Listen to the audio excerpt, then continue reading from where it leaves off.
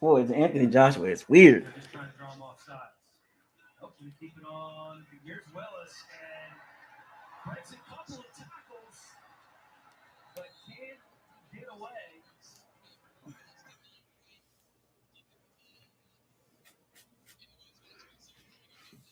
What's good? What's good, everybody? What's that? That's happening. What's happening?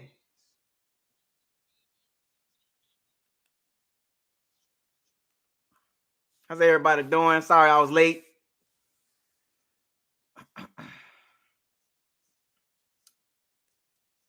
Try on with a nice little stop.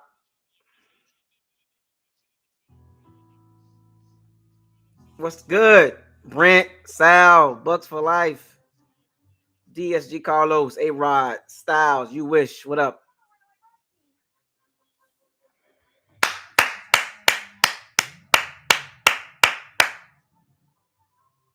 You in the stands? Oh! Y'all good? Everybody straight? I don't got my gear. I just got in from I was just working out. Had a little workout cardio session and forgot to put my gear on. I'm gonna go put my gear on a little bit. What's good? What did I miss? Johnny, what up? Ray. What did I miss? I was eating some catfish, some shrimp. What did I miss so far?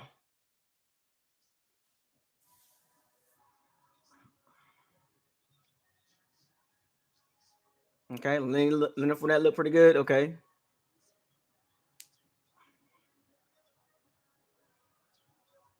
That's it? I just seen the Bucs. Joe Tryon just tackled Malik Willis for the tackle for loss. Turnover on downs. That's good. Good play by Joe Tryon.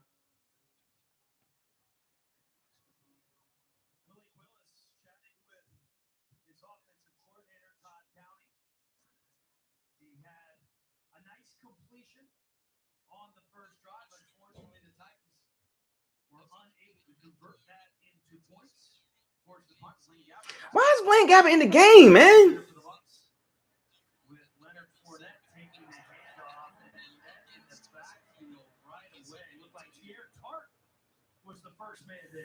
Man, that interior, man. That's like y'all seen Luke Gedicke got blew up.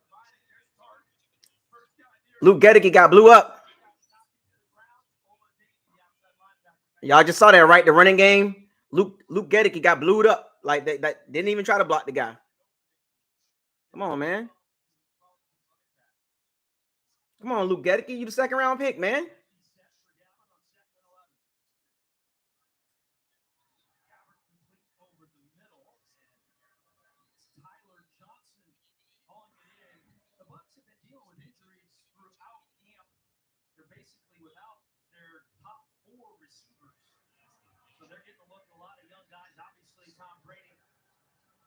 A 25-yard return. Who? What? Special teams again?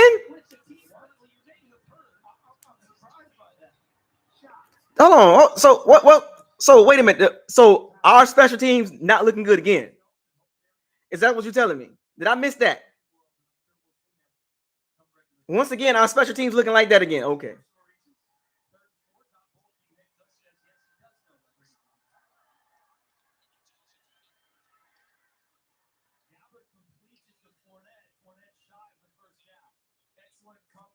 Oh my God. So wait a minute. So the Bucs punted the ball to Tennessee.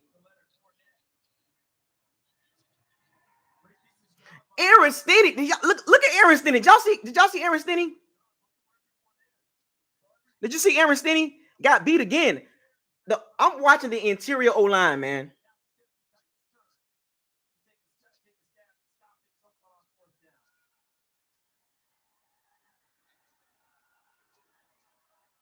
So they gave up a 25-yard return. So Keith Armstrong got to walk the plane again.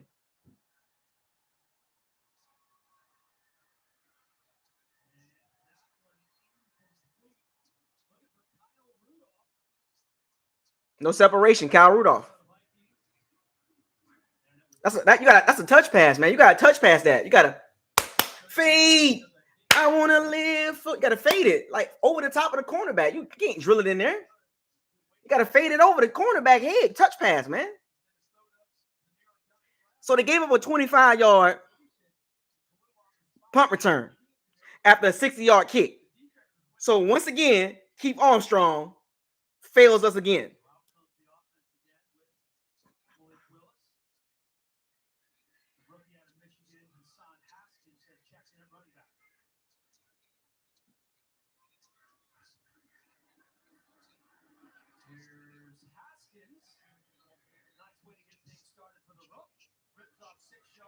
I don't like Aaron Stinney and that. So what we just saw in the first series, the series just like what we just saw, Luke Gedeke and Aaron Stinney didn't look good in that series right there.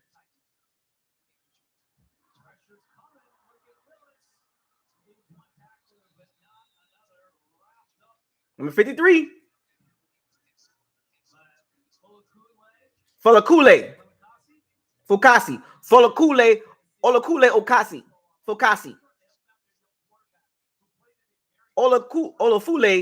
Fokaski. Olafule, whatever. I can't get that name right. Number 53 again.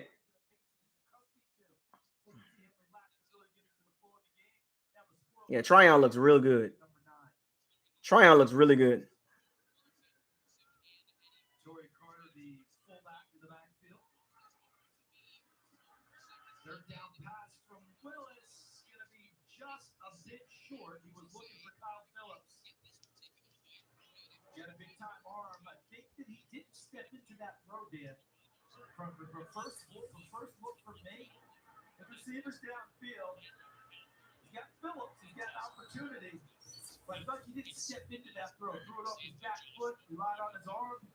Yeah, Malik Willis didn't look good right there.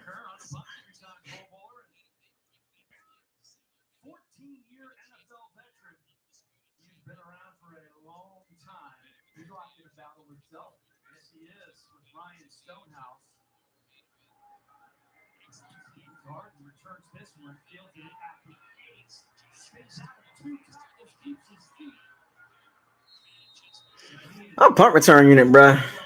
I don't like our special teams. I don't like our special teams. It's horrible. I just don't like it. You can't convince me Keith Armstrong is a good special teams coach. I don't like it. Gave him a 25-yard punt return. Then that.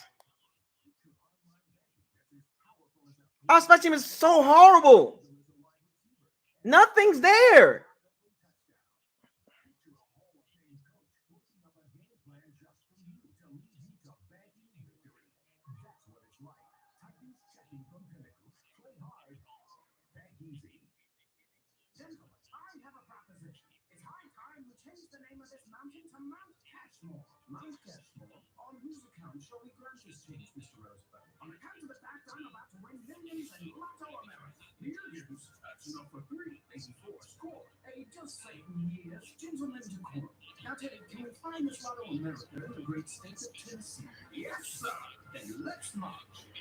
I hate our special teams, man. I hate our special teams. I'm sorry. I don't like to use that word, but it is so disgusting to me. They're just disgusting. Nothing from it. Jake Kamada, 60-yard punt. You give up 25-yard return.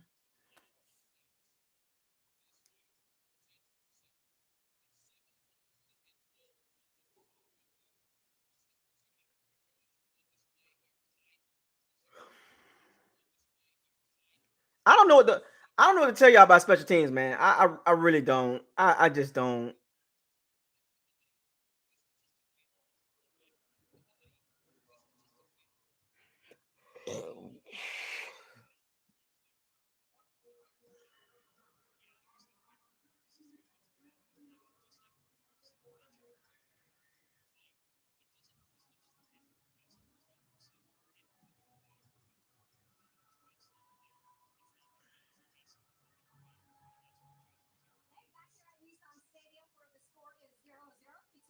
God. But I like Joe Tryon looks. You can tell he's primed for a breakout season. But my only concern about Joe Tryon is if he don't get past you with his speed, what else he gonna do? That's the only concern about Joe Tryon. He's gonna get some sacks. I think 8, 9 sacks. But my only concern with Tryon is when he gets blocked, what does he do next? Does he have some other moves? It just seems like he's all speed right now, which is good.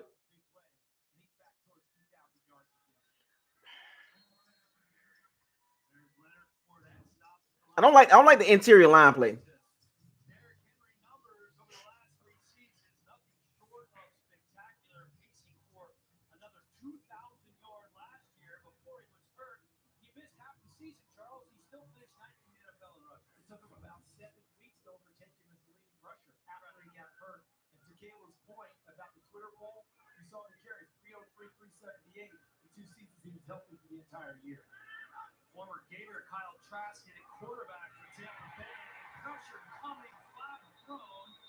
Fred Johnson.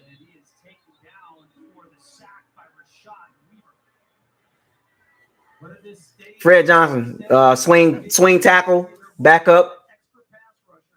I'm telling you right now, we can't afford no injuries on that O line because that depth, the O line. Nah, fam, that ain't it. That O line depth, bro. Oof, yikes. Fred Johnson, we don't want to see him, dog. He like DeMar Dotson. Our O-line, our back of O-line, man. I told you we top heavy. I did say that. But I want to see our why does Fournette like he's scared to run the ball? Run, put your head down, fam.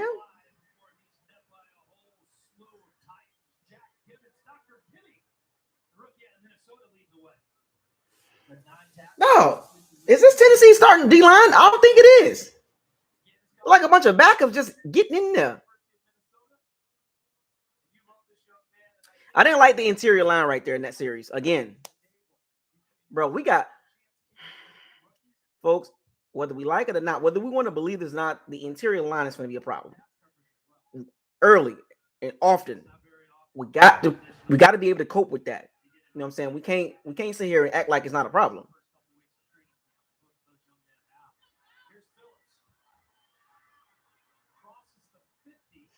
Look at the punt return coverage.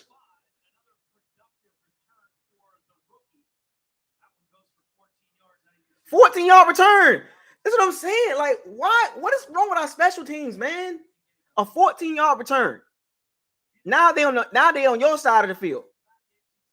What is the issue with our special teams, man?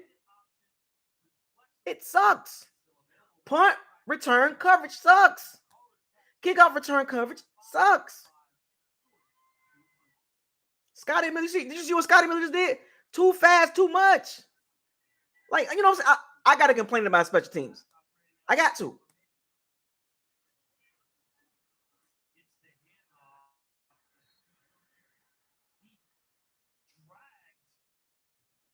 They just got to get better, man. We got to get better on special teams, man. You know what I'm saying?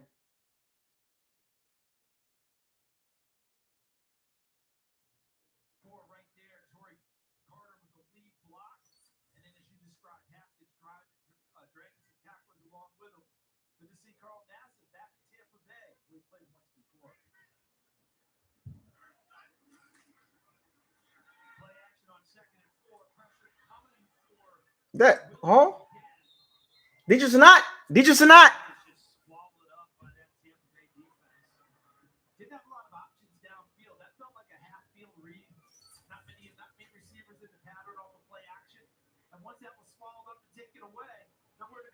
Did you not? Did you not? Let's go. Did you not? I like him. Like I said, I'm not worried about the D line. The secondary and that interior O line is my two issues.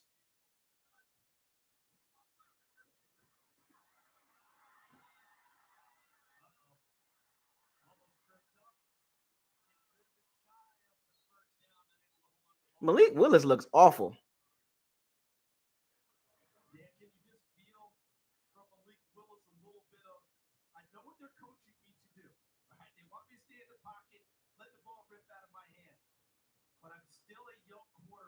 He looks awful right now.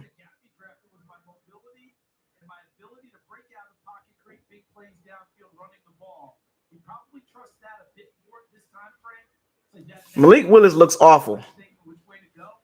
Remember, they were talking about he was a first round pick. That dude is a developmental prospect, big time.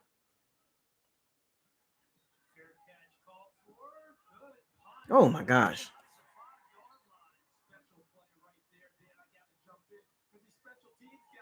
Malik Willis looks awful. Like, it don't even look like he understands the game.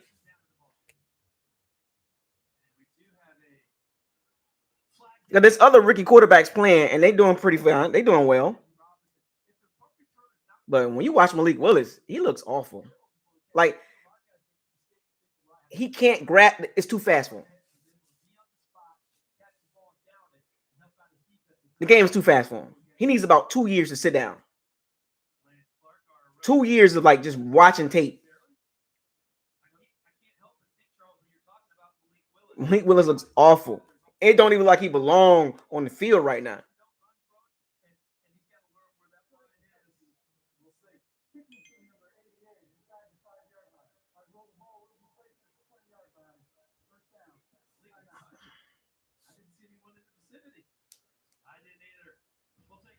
There's other rookies playing pretty decent. I'm just saying. Sam Howell getting first snaps with the first team offense. Matt Corey out before he got hurt. It was still looking good. Kenny Pickett looking good. Desmond Ridder looking good. I mean, you know what I'm saying? They look like they understand what's going on. Malik Willis don't look like he understands what's going on. He looks scared. You know what I'm saying? But let me get back to this the interior O-line situation. So what we saw so far with the interior O-line, I don't like it. We got to name a left guard starter at some point. So this is a game for Luke Goedeke to stand out as a second round pick. And as of right now, I don't like what I'm seeing from Stinnie and Luke Goedeke. I don't like it. I don't like it. I don't like where our interior is at right now. Our interior O-line right now is just shaky, like big time. Interior and secondary is my two biggest issues. Interior O-line play and the Bucs secondary. They said the Bucs secondary doing one-on-ones was getting destroyed. Winfield didn't look too comfortable playing slot. Logan Ryan was getting beat like a drum. He don't have any top end speed anymore. Keanu O'Neal's out. Like, there's some questions with that secondary, man. I'm telling y'all, man.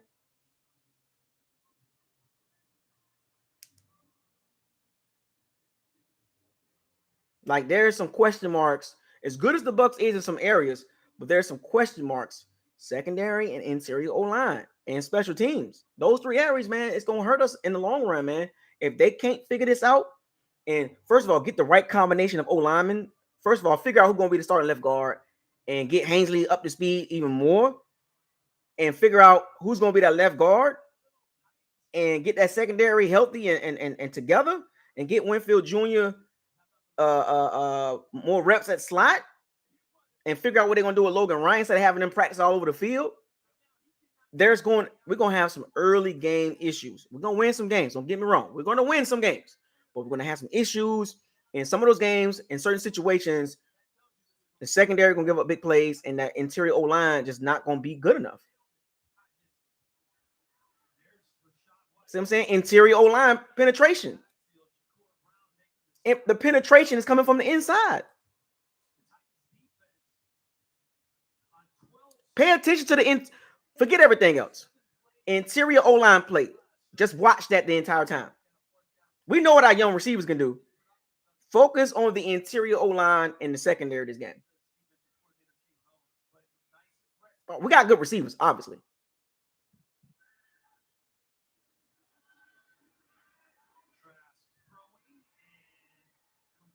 Kyle Rudolph don't have a lot of separation, no explosiveness out of him.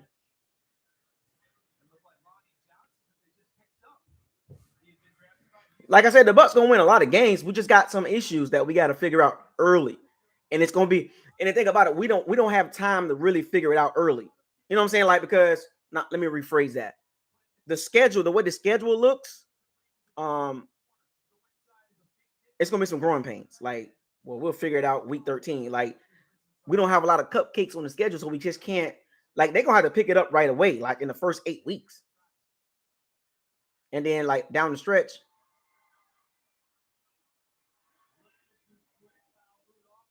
Kyle Rudolph, not quick enough.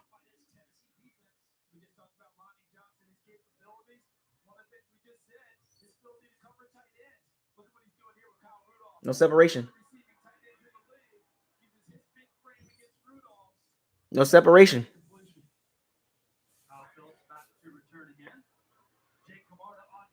Remember, Kyle Rudolph is not an explosive tight end.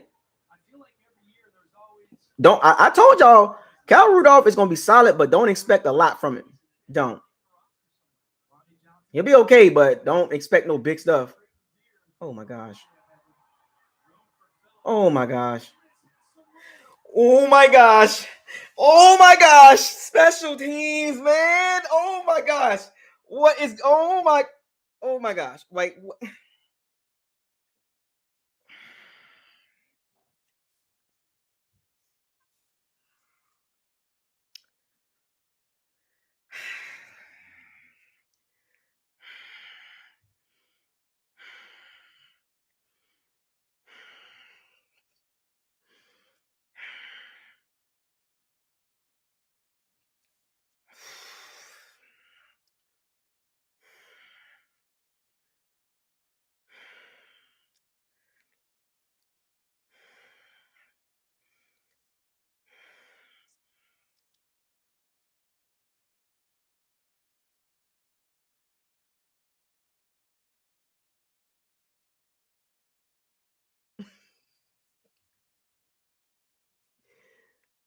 What's why? Why gotta be our team with the special team?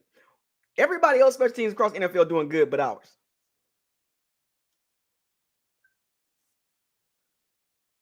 I'm watching other teams get good returns, good cover. Why is our special team so bad?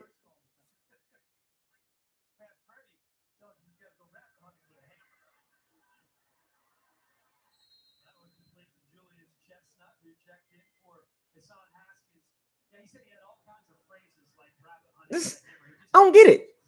Like, why is our special team so bad? Like, I don't get it. Like, what are they doing in practice?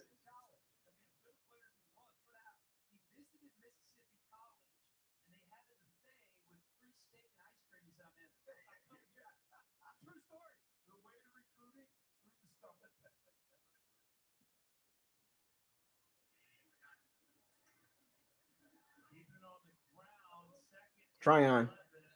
Too quick.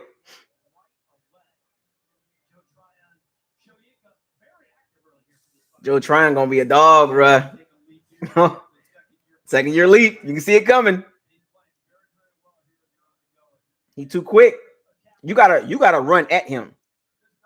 You gotta run at Joe Tryon. You can't do all this cute stuff. You gotta power run at Joe Tryon. You can't be cute with Joe Tryon with traps and all his pulls and all that. He's too quick for that. He gonna blow that up.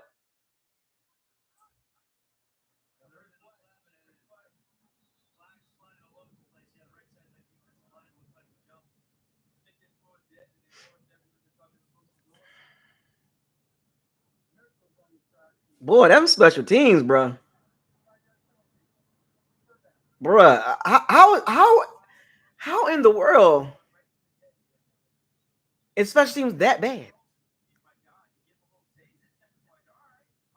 Trying to gain some weight too. I told y'all them put on some weight. Logan Ryan look like Logan Hall like he put some weight on too.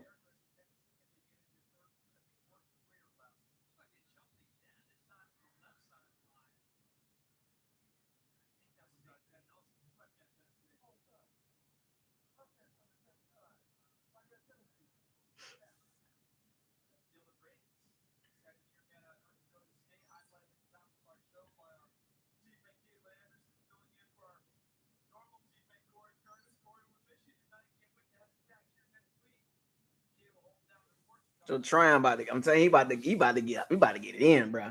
Tryon about to get about 8-9 sacks. And it's gonna be off of just straight up speed. Green, I like Green too, 71.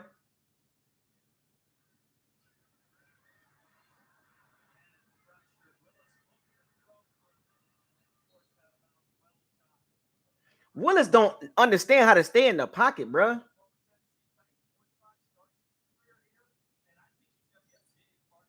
Stay in the pocket, bro. Stay in the pocket. Why he bailing?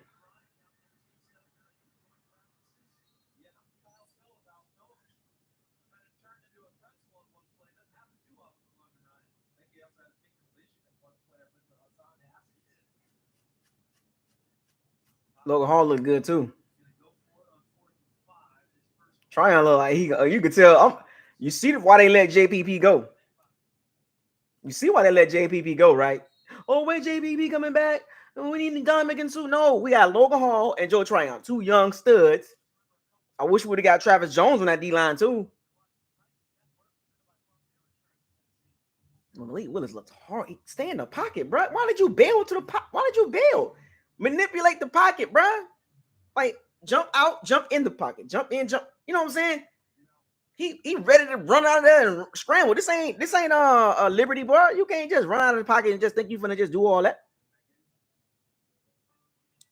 What did I say about the D line last year? Look old, slow, can't do anything. Certain situations just couldn't get no pressure. But you got Tryon Logan Hall, a rejuvenated Shaq Barrett, Anthony Nelson like he gonna make a jump. Got Carl Nassib back. That's pretty decent to me. I mean, it's not a world beater pass rush. That's not, that's not like as a unit, yeah, looks really good. But like, it's not like we got like teams are gonna be like scared, right?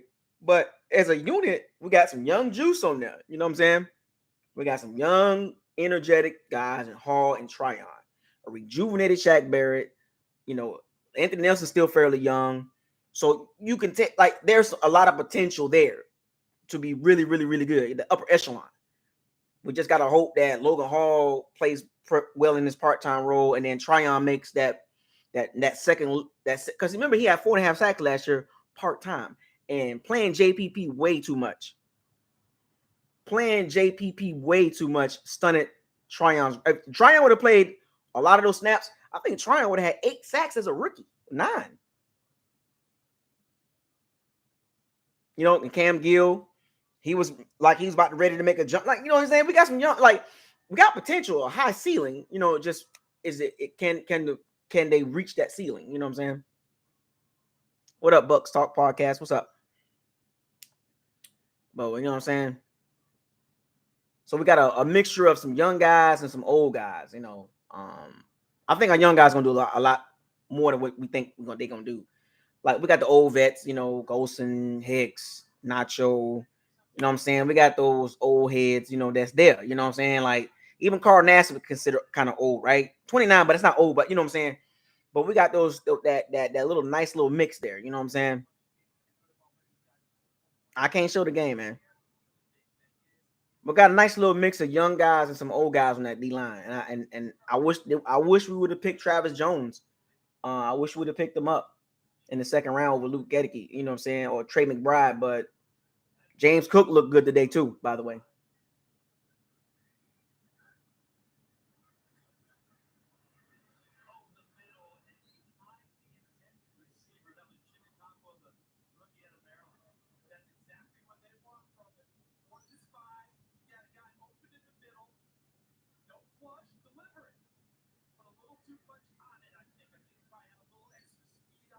He was open too.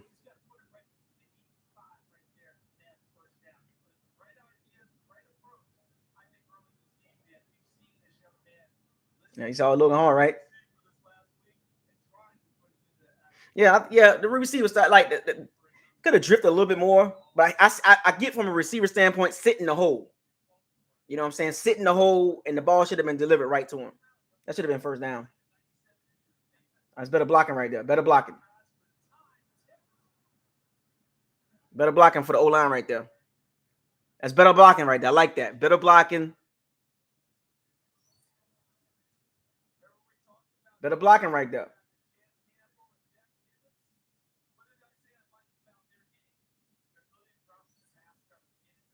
Better blocking right there. Rizlo, what up? But yeah, the receiver did the right job. He sat in the hole, and Malik thought he was going to drift. No, no, no. In that situation, you throw it at the receiver, knowing that he's going to sit in the hole. You throw it at the receiver. Better blocking. Better blocking.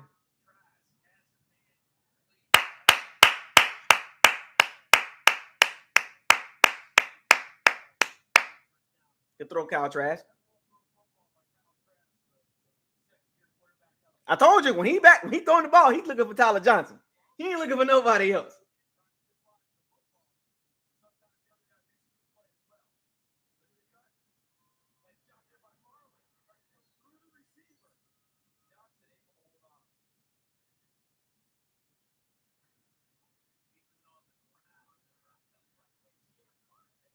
Interior O line, man. Y'all see the blocking right there?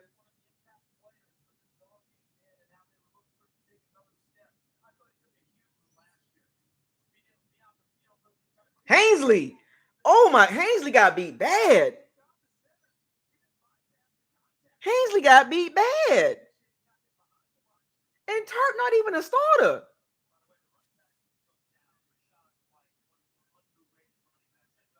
Hensley got beat bad on that play.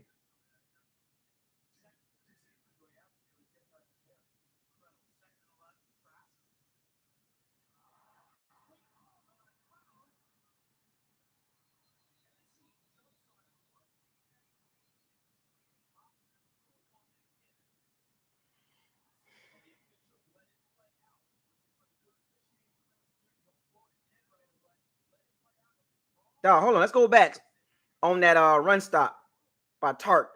Hensley got beat bad by I don't know if Tark gonna make the team, but he got beat bad. An easy swim move.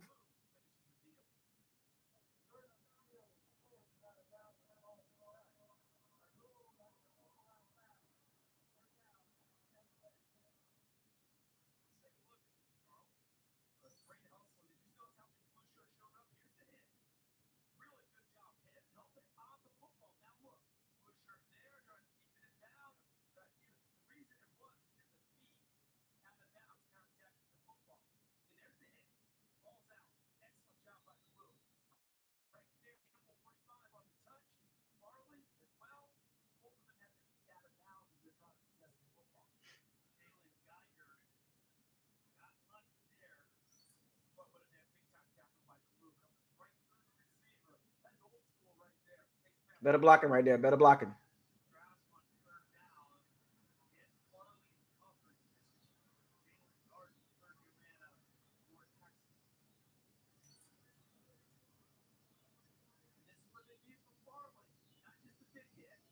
Well, that's the thing about small receivers and tough catches. It's kind of hard for them to make tough catches. Yeah, that's the thing about small receivers. They great in space, but when it comes to those like catches like that, they they not tough. Like big body, a big body receiver like Tyler Johnson makes that catch. You know what I'm saying? Tyler Johnson, maybe a Grayson, they can out physical Caleb Farley and make the catch. That's the only thing about small receivers throwing those type of routes, those curl routes. They're not good at physical play. That's why small receivers play the slot and they design certain routes for them to run because when you got a physical cornerback, they don't do well doing curls and in routes. They just don't. There's not many ABs and Steve Smiths. Yeah, there's not many ABs and Steve Smiths that can handle that. But Darden, that ain't his game. So I'm not really gonna fault that. I didn't like they could have get a better route choice. Given Darden that type of route in that type of situation to make a tough catch, maybe like down the sideline or something like that. Yeah, but not like that type of route. Cornerback was sitting on it and he got out physical. They out physical him, you know what I'm saying? And you trying to force the ball. He already 5'7", not a big target, and you got a cornerback that's 6'1", Caleb Farley from Virginia Tech, draped on him. So it's like that was the doom from the start. Yeah, you need possession receivers. You need that should have been a Tyler Johnson play. You know what I'm saying? not a darting play. That no. Give me a big body receiver that's gonna fight back to the ball and make it, you know what I'm saying, make it happen. Like Geiger, Darden, Stern, they're small receivers, but they're not gonna make catches like that. Not the catch percentage won't be high. Not saying they can't catch those type of balls, but if you throw that ball to those type of receivers 100 times, there's a less than 50% chance they make those catches because of the physicality of at the point of contact. Especially like that 5'7" to 5'9" receiver, those type of receivers, because you know.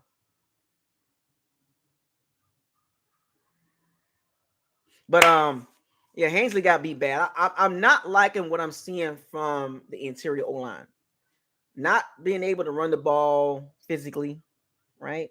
And remember, the couple of guys that you see on the O line right now are supposed to be starters at some point. So Hensley gonna be a starter, and then left guard, Gedeke, Stenny, you know what I'm saying, Leverett, like they don't look good. You know what I'm saying? Like they just don't. Two of those guys. There's two guys on the O line right now playing that is going to be starting for the Bucs. Hensley and whoever the left guard is. Right now they're trying to loop Gedeke right now, and he doesn't look good right now. So.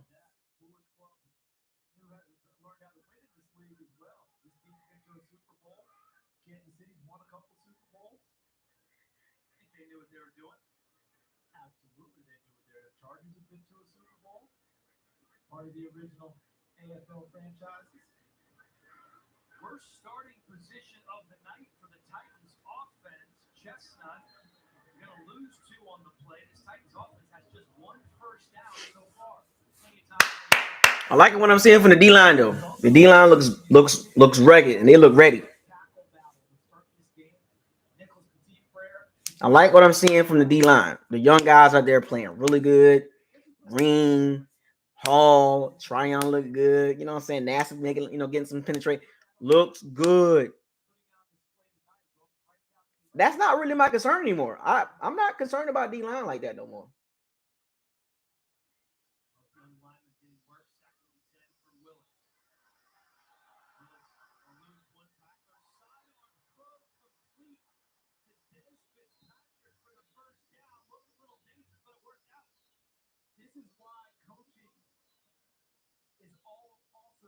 He did it at Liberty.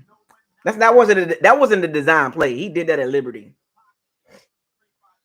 Still ain't impressive to me. Like Malik Willis still ain't impressive to me. NASA.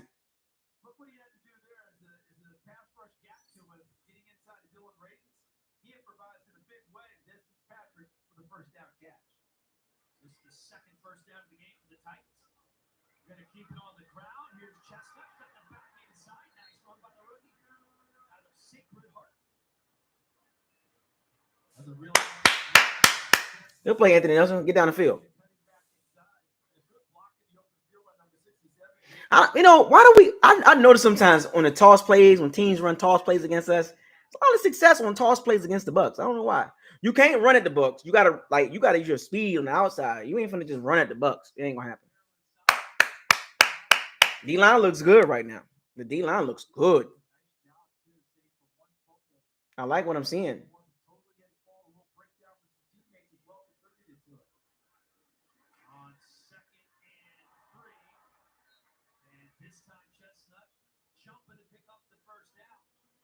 Understood where the first down marker was, didn't he, Dan? And how about last week is what we're talking about. Ball pops out. A couple breakdowns there contributed to it, but how about Tony Dews, the running backs coach, put him right back to the ball game. Give him some more carry. He earned his start. He's had a great training camp, and he justified his face. Come on, defense. 53, where you at, baby?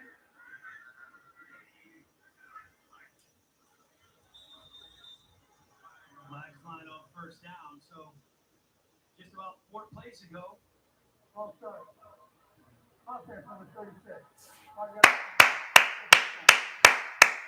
So what are y'all seeing so far that's kind of concerning to y'all? What do y'all think? What do you feel? What do you believe that?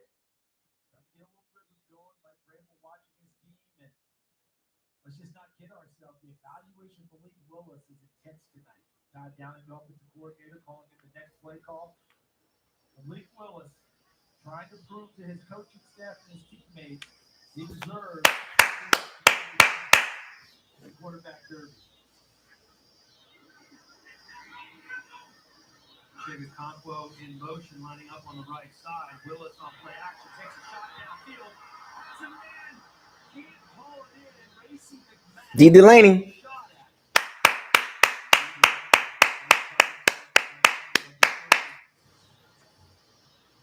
Willis does a good job. Back foot turns the ball loose. Delaney did a good job on the coverage, able to make a play. McMath last week with a 48-yarder. They're trying to get it deep again. This is just good coverage by Delaney. No one did anything really wrong.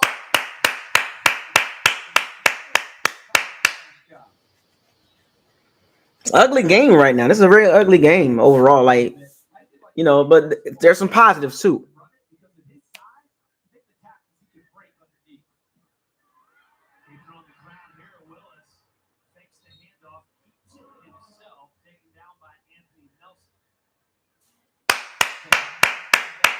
Anthony Nelson, prime for a breakout season. Poor man's Max Crosby, right? Great value Max Crosby. Bottom shelf Max Crosby is what Anthony Nelson is right now. Right now. Now he could jump up there with the Trey Hendricks and Max Crosby and those top pass rushers, but right now Anthony Nelson is still like the bottom shelf Walmart Max Crosby.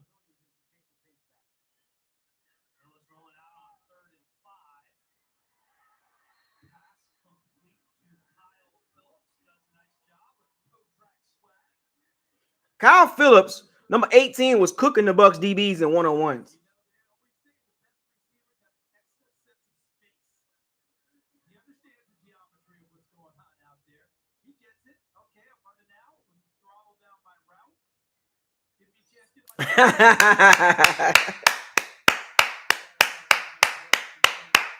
He's a twitchy Kardashian. You bottom shelf Max Crosby is what Anthony Nelson is right now. I think Anthony Nelson is prime for a breakout too, but you got to show me something. Mobile quarterbacks, man.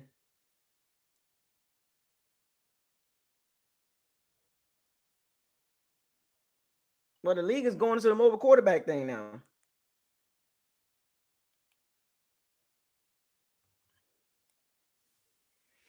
The thing about Malik Willis, always trying to run. He doesn't have a sense of playing quarterback yet. He got a long way to go. He got some talent, but nah. KJ Britt. Come on, KJ Britt.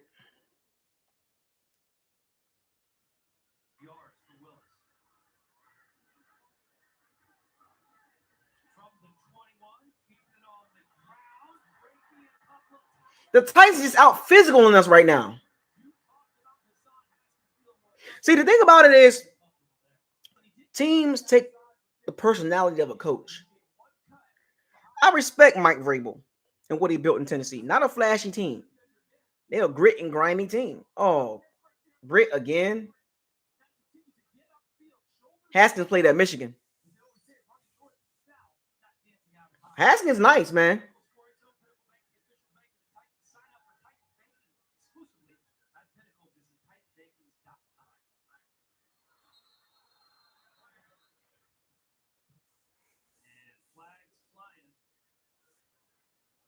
The Titans are they're not a flashy team. They're a physical, grit, grimy, Derrick Henry team.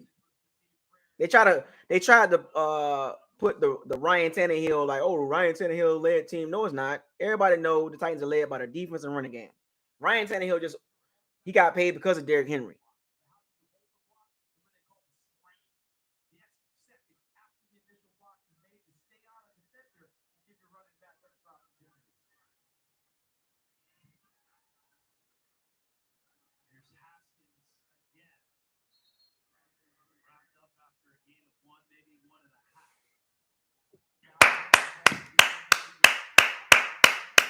Cam Gill, man. KJ Britt. I think number 53 might get his job, bro.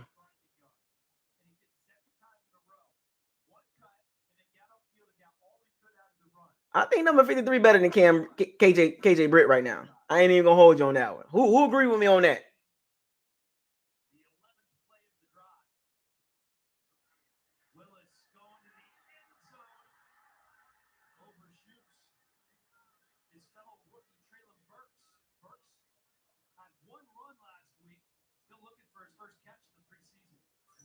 Yeah, well, yeah, I think it's a Grant job.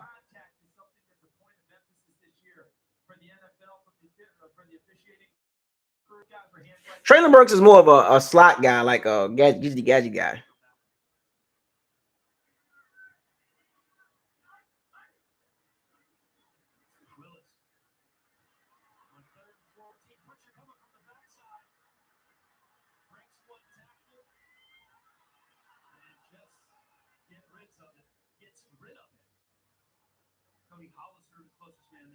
Good job by him finally able to get rid of it, as you noted, and putting it in the back of the end zone where maybe there's a miracle catch. Bailed out of pocket.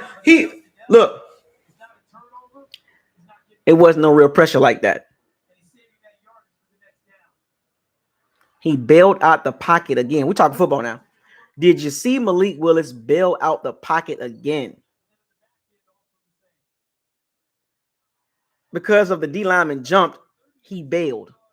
If he would have sat in the pocket and been patient and let the play develop, but no, he runs to the right again. Was nobody really pressuring him like that, and he took off again for unnecessary reasons. The pocket was there, and he took off running to the right, scrambled, broke out the pocket for no reason. The dude is seeing ghosts. He's uncomfortable in the pocket as a quarterback in the NFL. That dude needs 2 years. He needs 2 years. Luckily, they got Ryan Tannehill, But Malik Willis needs to. He needs this year and all the training camp next year and revisit to see if he's ready. But right now, heck no. That dude got no pocket awareness. It's the reason why he went in the 3rd round. He's a developmental prospect. Any quarterback to me that get drafted in the 1st or 2nd round got to be the backup right away. Now, here's the thing. Malik Willis is going to be the backup. Malik Willis will be the backup. But there was nobody in the pocket. I mean, there was nobody there in front of him. He just took off and created his own. He made the pressure come. Like you're the reason why you're getting pressured. You're the reason why you're being pressured, Malik Willis. Stay in the pocket, poise in the pocket. Get your mechanics down. It's a reason why they got the, those 5 like tall dummies, and you go up in the pocket and you come back and you go like this and you go like that. You know what I'm saying? The shuffle, quarterback shuffle between the dummies, up and out, up, in and out, in, up. You know what I'm saying? Front, back, sliding to the right, sliding to the left. It's a reason why they do that drill.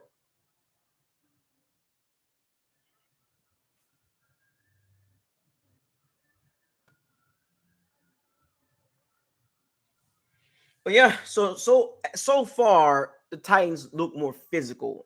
Again, their backups look more physical than our backups for the most part. Now, Logan Hall, Tryon, Nassib, Nelson, they're doing some good things. You know what I'm saying? Like, especially Tryon. I like what Tryon. I like what I see with him. Sit him down, put it in bubble wrap, right? But not liking what I'm seeing from the O-line. Fournette went out there, had a couple series, and didn't do anything. I'm not liking what I'm seeing from the interior O-line.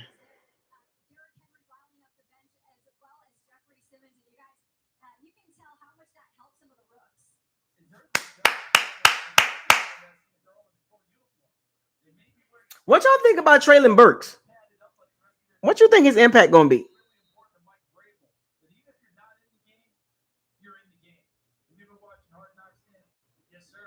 Oh, I forgot Titans do got Robert Woods. So during the week, they say the Titans' backup receivers was killing the Bucs starters, man.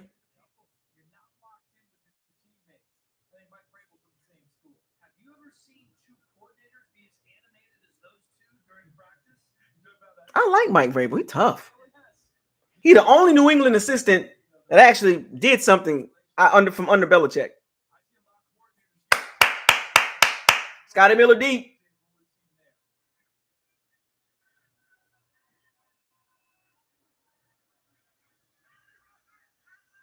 Here's Trask passing on first down, taking a shot deep. Just over the outstretched arms of Scotty Miller. Young receiver out of Bowling Green fighting for a roster spot. Harley there in coverage. See, he got caught looking back at Kyle Trask. Did you see where his head was? Gabriel Farley, number 3. He got caught peeking into the backfield, and it took him an extra time to get out of his back pedal and try and run. And one thing the league needs to know, if you haven't figured it out yet, is Scotty Miller takes off. He can fly. He's fast. This is not just, a guy looking fast. He is fast. As Tom Brady calls it, the scooter. Second and 10. Here's what. 16 yards, but we do have a flag in the backseat. That's usually bad for the offense. Rashad White, baby. Rashad White, number 2 running back. Luke, oh my gosh, bruh. Second round pick, man. He's not playing. He's not having a good game right now. Tart beating him up. Oh, he got beat bad. This is what happens when you take a right tackle and put him at left guard.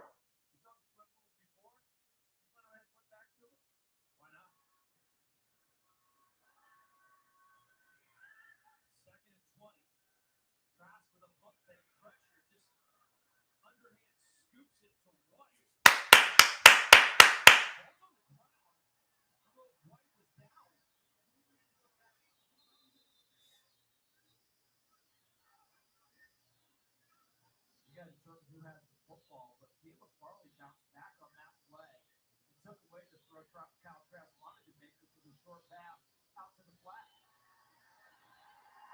That's a shot we were getting up the ball. He was down. He was down.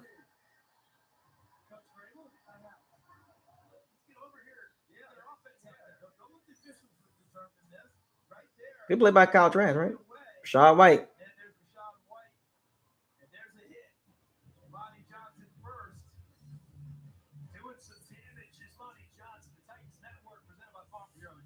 That's a fumble. What this was it? What is it? Was his forearm down? Was it? Was his that was his forearm? Or was his hand? But no, that's Winston's fault. Jameis Winston is the reason why the Bucs looking like this right now.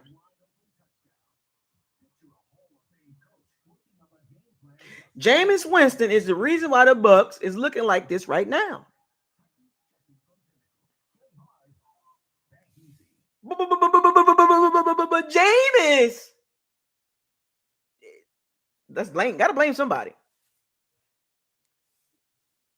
Gotta blame somebody. Let me go back to a couple plays. Scotty Miller. You're not doing enough, bro. I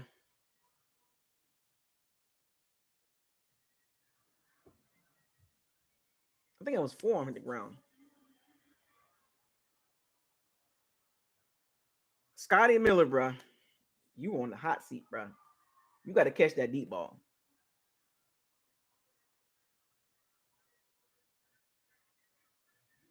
Scotty Miller is in trouble. Do you hear me? Scotty Miller is in trouble, folks.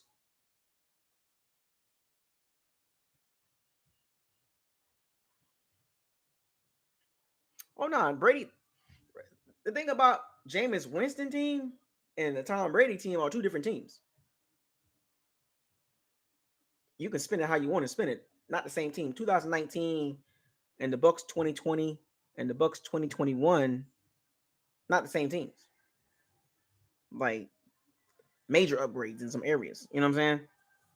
Kicking, right tackle, safety. tight end. But Scotty Miller in trouble, folks. I'm keeping it 100. Scotty Miller is in trouble, folks. One trick pony. It was all cute at the beginning.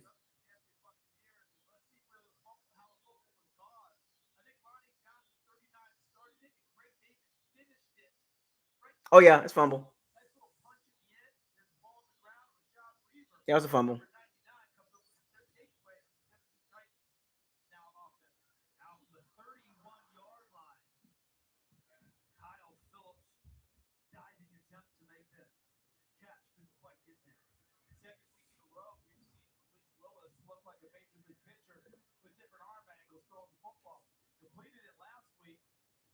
Remember the one that in Baltimore completed? I think he hit Tommy Hudson, able to get underneath the arms of a defender, get it to him. That when he tried again, unfortunately, incomplete to Kyle Phillips. One of the 2 or 3 highlights you would see on all the major highlight shows last week after that Ravens game from Malik Willis. 2nd and 10, and nowhere to go for Hassan Haskins. D. Delane there to meet him in the backfield.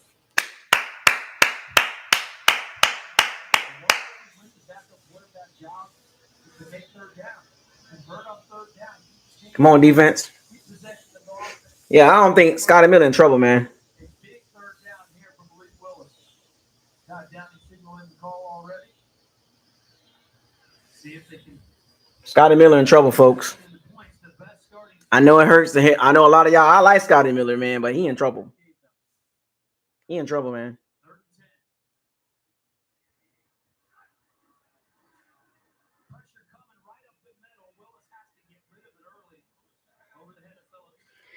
He didn't even try to aim that. Put some air under the ball, bro.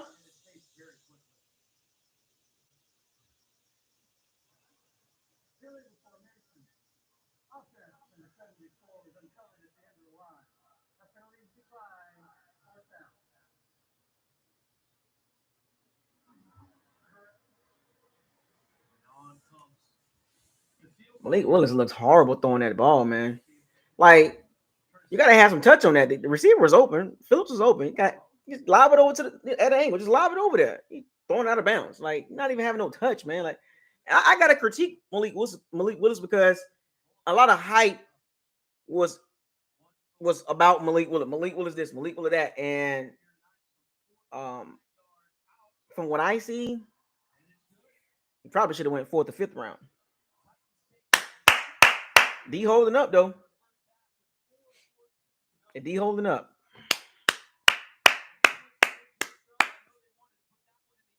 But like Malik Willis just don't look good to me. Like he literally looks like a 5th round pick.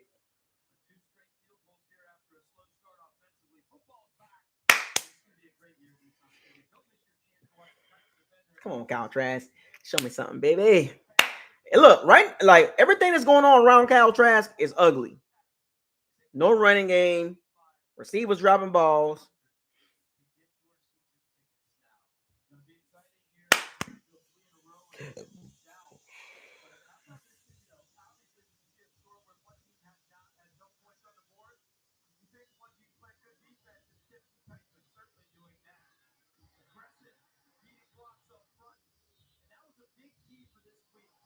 Let's just hope Fred Johnson had to play week 1 against DeMarcus Lawrence. If Tristan Wirfs can't make it, let's just hope that Fred Johnson is not the starting right tackle.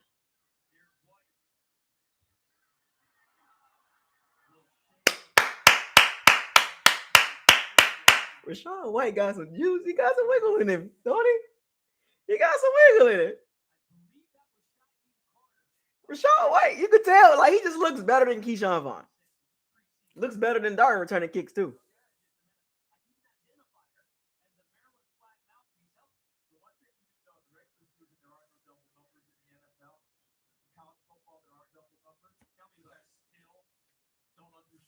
Nah, Rachaad White just looks like he just looks fluid, don't he? He looks better than Keyshawn Vaughn.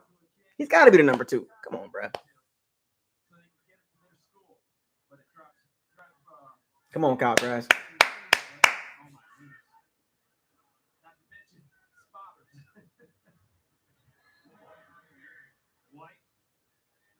I don't like our interior, man.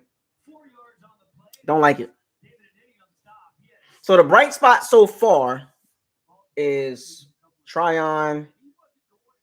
You know, Nelson did a little thing. You know what I'm saying? Dita Laney did a little something. You know, Rashad White looks good. You know what I'm saying? Tyler Johnson did his thing.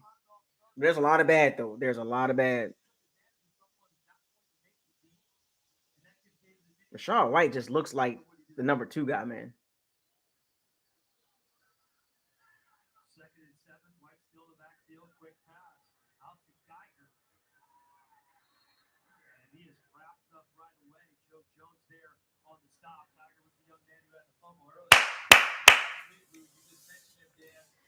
Trash had a good couple good throw. You know, had a good throw down the field.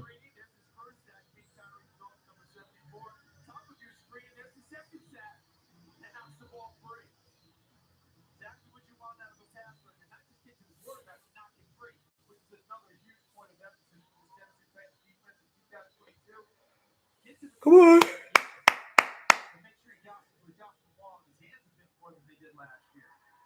Hey.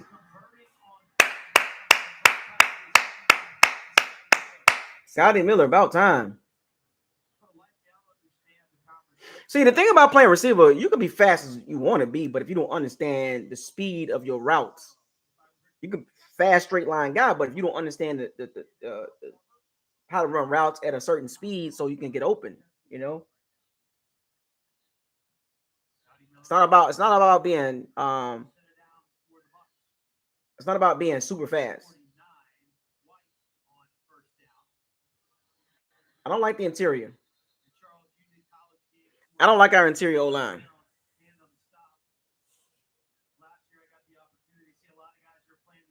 I don't like our interior O line right now. I don't. Nothing about our interior O line. Hensley, Luke Gedeke, Stenny, Leverett. I don't have great confidence. A scale of 1 to 10, my confidence level in our interior O line 3, 2, maybe. Now I'll be okay if Jensen wouldn't hurt. If it would have been, you know, Tristian Ward, Shaq Mason, Ryan Jensen, and then, you know, Hensley or Luke Gedeke, and then Donovan Smith, right? But not having that center, man. And did y'all realize this? And Shaq Mason is a really good guard, but I want y'all to think about this for a second. Shaq Mason is a really quick right guard, right? People don't notice, but he doesn't beat you on strength. He beats you with leverage and speed. Shaq Mason is 6'1", 300 pounds.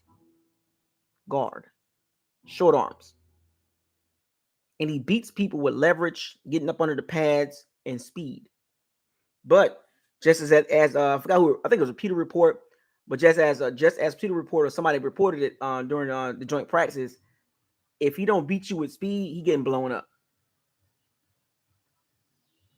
Not a great anchor at guard. You know what I'm saying? Not taking away from nothing from Shaq, but I'm just saying, like, the reason why he became so good with his speed and his leverage and his quickness, right? But like in the joint practices this week, he'll do a lot of that, and then sometimes he'll just get blown up because he's 6'1", 306 pounds. Guard. How many guards you see that small? And you see guards that small, that mean they really good at something. They really, really good. Really, really good at, you know, beating you with leverage and quickness. So if we going against powerful D linemen, I want y'all to pay close attention on how Shaq Mason plays against, you know, those big D linemen. You know, Saints, the Rams, the Bengals, you know, the Browns. You know what I'm saying? Those big D lines, you know, the Ravens, the Steelers. How Shaq Mason can hold up at right guard, because I got some concerns about the center and left guard. I just got to call it how I see it. Come on, Kyle Trask. Come on, Scotty Too Hotty, man. You got to give me something, man. I need more. As my daughter say, more. More.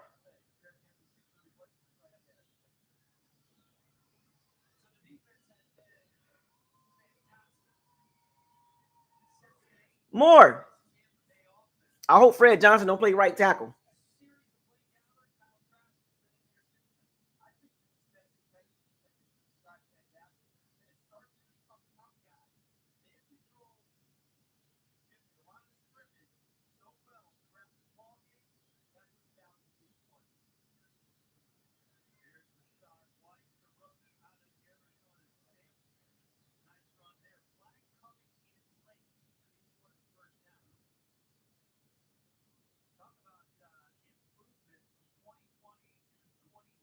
I like White. I like him, dog. Look, it's the reason why they picked Rashad White in the third round. Remember, they picked Keyshawn Vaughn in the third round. What Rashad White is what they was hoping Keyshawn Vaughn should have been.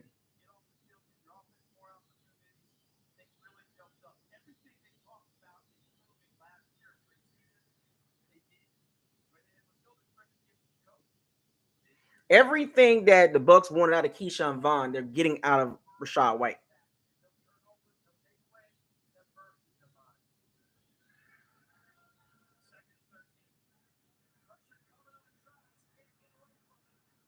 Luke Gedeke.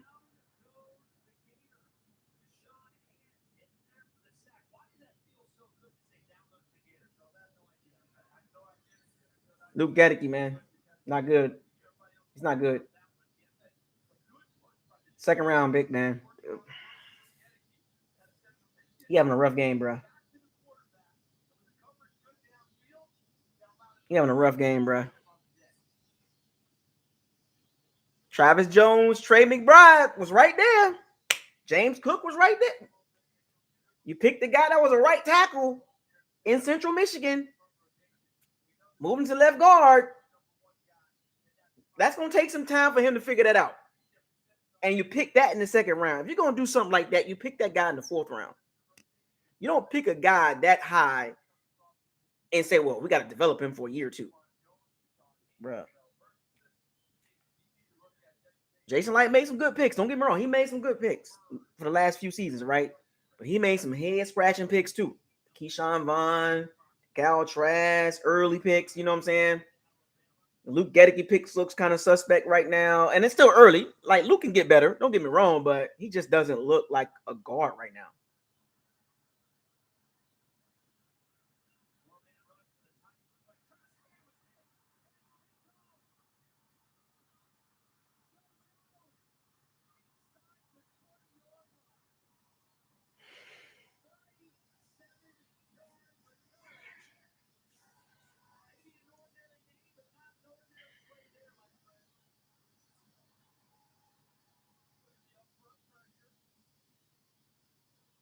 What happened?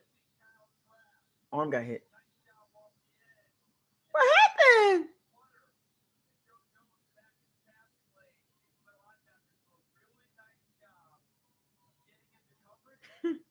Arm got hit. Pressure. Let's just hope our O-line stay healthy. Like, I'm telling you, bro, this not what you want to see, man. Not from your backups. Especially guys vying for starting positions. Remember, top 5 roster. That means player number 153. You still think we got a top 5 roster? Just saying. Roster. That means everybody.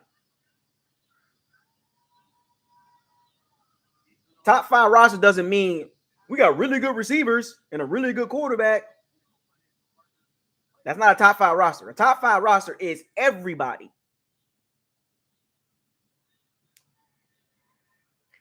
We better hope Donovan Smith stay healthy, Tristian Wirfs stay healthy, and Shaq Mason stay healthy.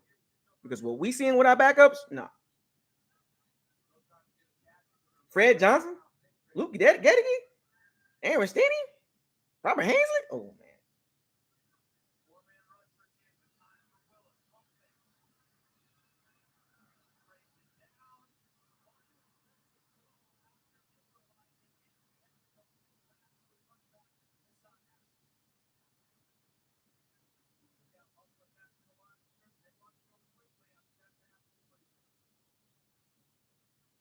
Titans just being more physical.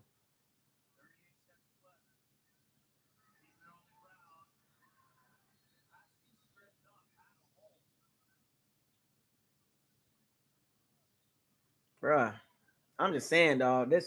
That O line just does not look good. Remember, I want y'all to understand this. The guys in the interior, 2 or 3 of them gonna be starting. 2 out of 3 gonna be starting. You don't think teams are gonna eat that interior up? That Ryan Jensen injury was huge, man. People don't realize how huge that. Even if Ryan Jensen comes back in November, those first 10, 11, 12 games against those D linemen, Ryan Jensen, good as Tristian Wrifs is, right? We know Tristian Wrifs is our best O-line. But Ryan Jensen was the glue. Remember when Ryan Jensen first got to the Bucs, it was atrocious. It was atrocious. He got better.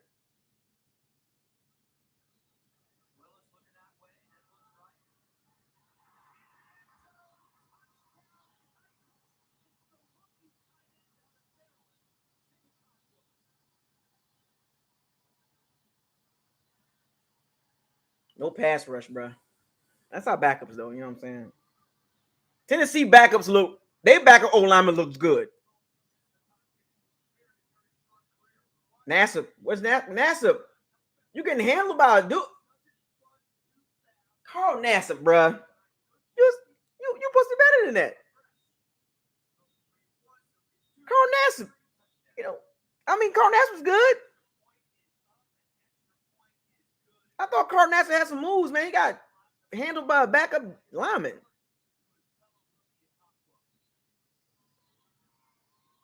What up, Derek? Carl Nassib got handled by a backup guard, tackle, whatever.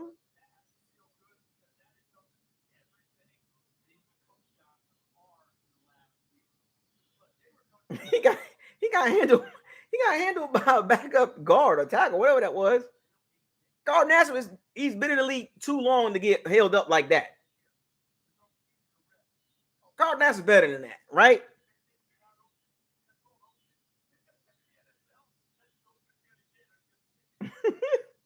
Carl Nassib better than that. He got handled 1-on-1 by an unknown guard or tackle, whatever that was.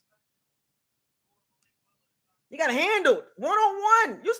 Carl Nassib 1-on-1, 2018, 2019, Carl Nassib would have beat that. He would have beat that easily.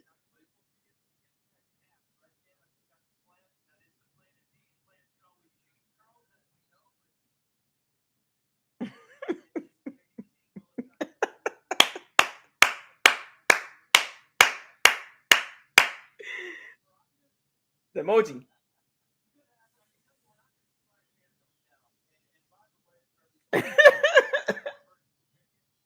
I like that emoji con. All teeth.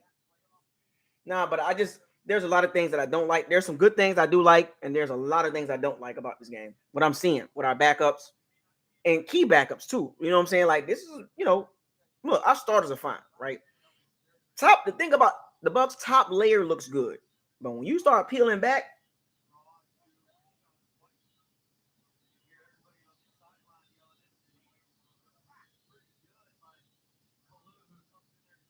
the layers behind our starters, man, we got some holes there, folks. I always said this. We're gonna always be top heavy. When you start peeling back some of them, layers, you be like, Now our receivers good. Now all training camp receivers been looking good. Joint practice is looking good. Like we saw last year, had injuries at the receiver. The Bucs took care of that. The Bucs paid a heavy price on taking care of the receiving core.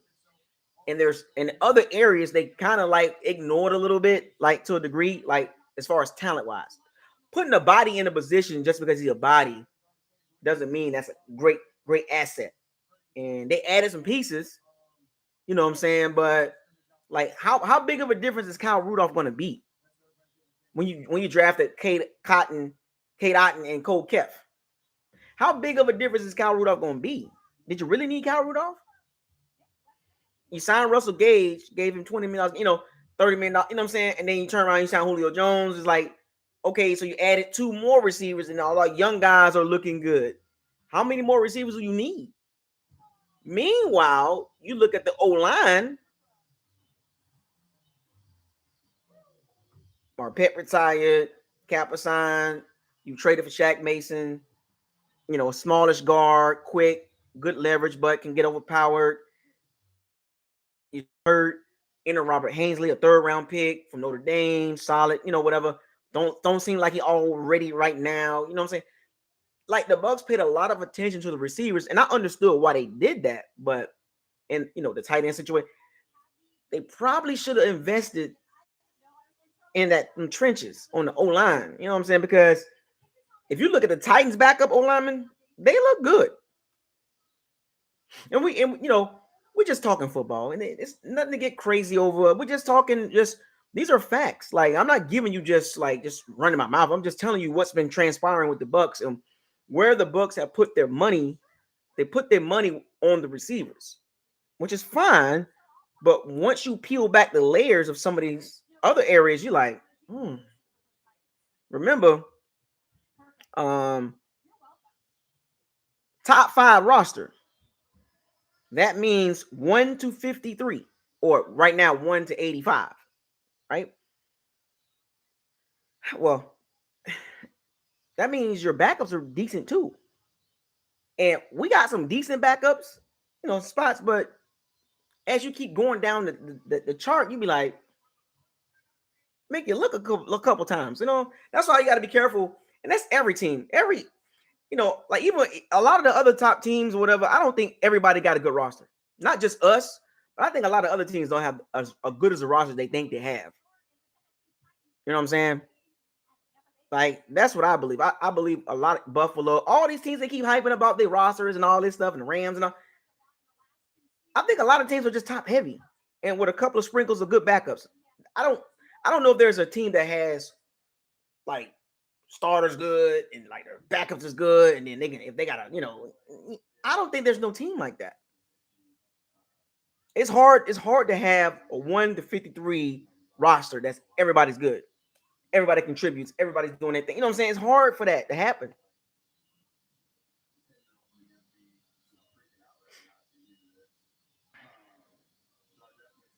Like I said, I am worried though. I mean, I am worried. I'm not going to sit here and sugarcoat nothing. And as a Bucs fan, if you're not worried, where you sleeping at? You sleeping on what rock you been sleeping under? Because if you can literally tell yourself, "Oh, we fine," yeah, to a certain degree, like you got to have some level of concern what you're seeing. And granted, we're not seeing our stars, but we've seen them out there the first and second game. We've seen the Deans and the Murphy, but we've seen we've seen like there is some concern. Like, you can't sit here and say it's not a big deal. It's just preseason. Well, what's the reason of preseason? To get your timing down, your chemistry down, to get the playbook down, to add some wrinkles and make some adjustments. That, can you imagine if teams just go into the NFL season with no preseason? The first 4 or 5 games will be preseason, basically. Like, your first 4 games of the NFL real season, if they took out preseason, period, it will look ugly. Even if your team good, you might be 1-3, 0-4, even though you got a solid roster. But the fact that you're trying to get your bearings right, that's the reason why you got preseason. So that you have to be, there has to be a level of concern for any team, any fan base, any team that's not performing, and then you get hyped up. Like the Bills look good today. Like the Bills look good today. The Bills look good. Their backups look good. They look ready. They roster looks ready. Like Sean McDermott, Leslie Frazier, Kent Dorsey. Like the Bills roster looks ready. I'm telling y'all, man. Like that stuff matters, man. Like, because the eye test, right? What does your eyes tell you? Right now, as a Bucs fan, what does your eyes tell you with the Bucs roster right now? we know about our starters, but just the rest of the guys. Like, are we prepared to handle injuries? Like no team is really prepared until it happens. But I'm just saying, like, we got some good spots here, like every team. But you want to see your team perform, like they come out with a mission to to have a good game. Yes, preseason, but remember injuries. People getting cut, performance levels drop. You can't have all those things and expect to be like good. You have to come out of preseason healthy for one, right? You got to come out of preseason healthy. That's the number one thing. And it for us, we got some injuries right now. You know what I'm saying? It's like level of caution, right? Caution to the wind. There is level of concern because we got a lot of injuries running around with some of our main guys. They'll get healthier, but as the season get close. But it's just concern, and just a little concern. Like, man, I hope we don't have these lingering things going on during the season because we can't have that. We can't afford with this schedule. The Bucs can't afford to have this happen in the regular season. You would rather that's what you're saying right now. You want to see this right now, and they'll figure it out. They'll watch tape. They'll fix everything. The backwards will be ready. But you don't want this happening in the regular season. We don't have the schedule to be like, oh, we got this team. We don't have that type of schedule that we could take a breath and be like, we good. You know, we don't have, the Bucs don't have that leeway with a first place schedule. When you win your division, you don't have the leeway to be like, oh, the Bucs have figured out, down, week 12. Okay, not this schedule. This is not the schedule to be doing that. Oh yeah, the Bucs have figured out week 12. No, man, but because by the time week 12 comes, the Bucs might be, you know, hypothetically, like 6-6, 6-5, 5-7. You know what I'm saying? Yeah, not with this schedule. Last year's schedule and the year before, yeah, because it was an easier schedule. So people got to really understand how that, how they think about that for a second. We can't afford this in the regular season. In a way, not to say it in a, kind of glad it's happening now with all the turmoil and the distractions and what's going on with Brady and which I think he's coming back, but the injuries, get it out the way now.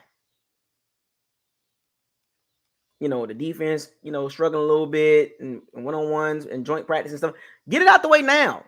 That's what preseason for. So how much stock do you put in the preseason? You got to put some stock in it. You got to. You can't say preseason, whatever. You know what I'm saying? Like cast away preseason like it's no good. You got to put some stock in the preseason. You got to invest in the preseason. You can't convince yourself that preseason don't mean nothing. It means something. Don't go tell that to them teams out there playing right now. Man, preseason ain't nothing. No, them players will tell you lying. Working out, you know what I'm saying? Getting the playbook down, staying in shape. All that stuff matters, man.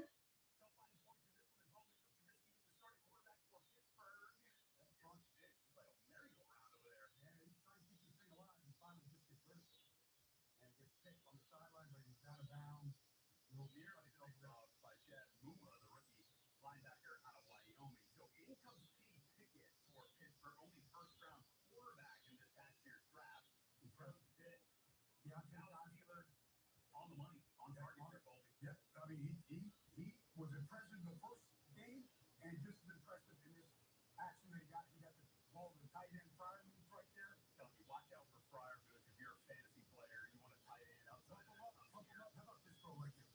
And then he's now on the backfield, little flat route, crosses the goal line, and Pickett gets the ball in the end zone. He looks good. Right after a touchdown was taken off the board, that Pickett found the outside got to make it into the end zone anyway. Now, look at these two. What up, Big Al?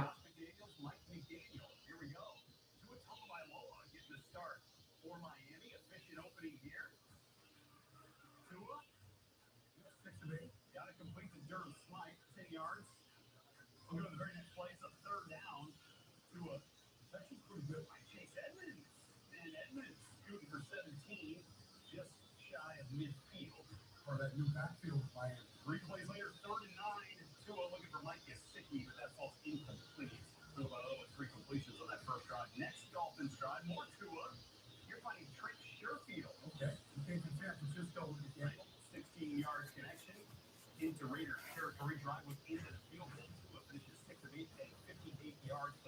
I think we'll be okay, man. We just gotta relax, but there's some level of concern there. Got to be a little bit.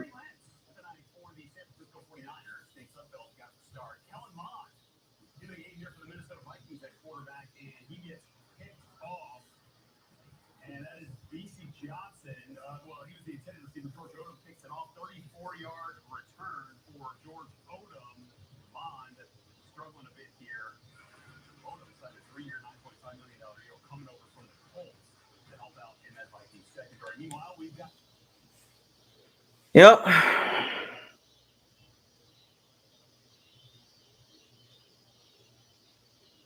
Who's mad? What's going on? What's going on in the chat room? Who's mad? Somebody mad? Who's mad? What's going on? Mad about what? Who's mad? Talk to me. Everybody okay? Who's mad about what? What's somebody telling the truth? Somebody mad about what's going on? Talk to me. Talk to me. I love you so. Talk to me.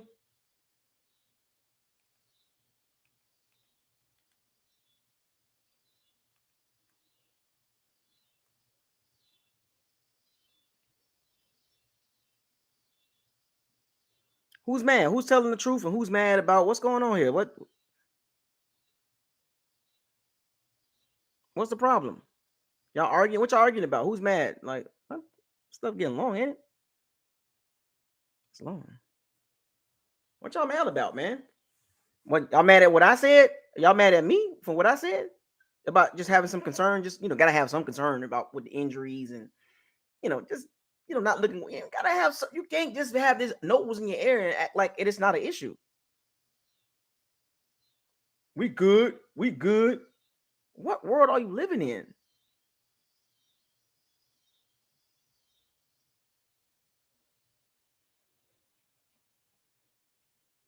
Like you can't be that's how you think. Like it's literally in your face, and you're gonna ignore some caution flags. I'm not saying there's red flags. I'm just saying there's some caution flags out there that we got to be paying attention to. Interior O line, secondary. You know what I'm saying? Like from what we've been seeing, like we've had some good things during training camp. Don't get me wrong; it's not been all bad, but there is some level of concern. Every team has that. How in the world, some of you Bucs fans want to sit here and tell yourselves, "Oh, we fine"? Are you literally? That's what you're gonna tell yourself? There is level of concern. Caution to the wind. You know what I'm saying? Like, don't be that naive. Like, you feel me?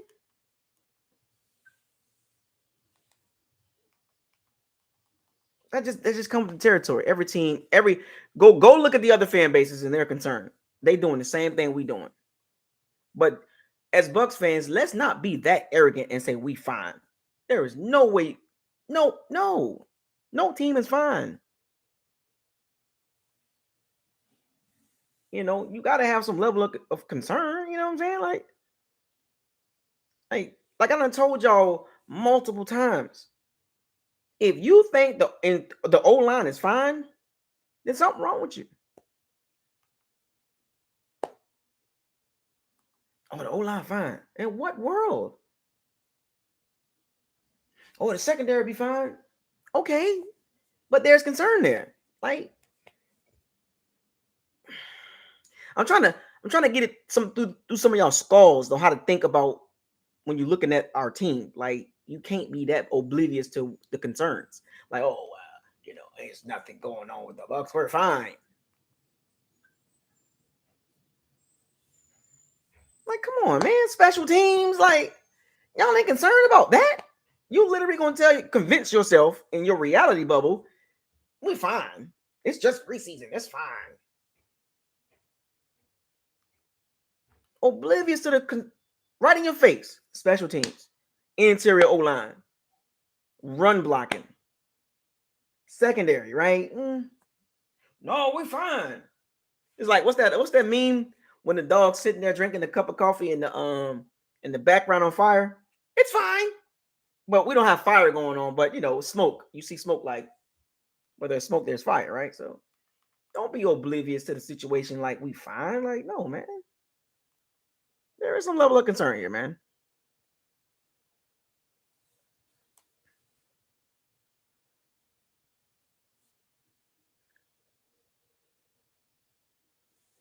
We're fine. There's nothing going on.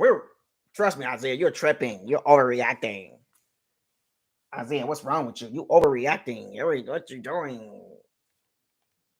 No, I'm not overreacting. I'm good. I'm chill. I'm just talking to y'all. I'm not mad. I'm just giving y'all real cold hard facts. And it's like you want the pretty loud or ugly truth. I can't give you I can't lie to you. I can give you opinions. I can show my level of concern. I'm going to point out the good. I'm going to point out the bad. I'm going to point out the ugly. I'm not going to just sit here and talk all good. I'm not one of those channels. I'm not one of those channels that's only going to talk about the good stuff. He may know what's hurt or miss first, which is something he does so often. Then the two linebackers combine to get him out of I'm just not doing that. Broken foot side. A tough game last week against Baltimore. He's going to get another opportunity tonight. He's going to get back to being that broken foot side. I'm sorry. This is not the channel for that. I'm not gonna sit here and baby, sugar baby it. Put sugar on the top of everything. No. The Bucs force into the end zone and then out of bounds. A 68-yard punt by Ryan Stonehouse, the rookie out of Colorado State. Even though it was a touchback, he dropped the ball. Like, ah. Oh, special teams, man. What is up with our special teams, bro? Even though it was a touchback, he still dropped the ball. It was like, Jesus.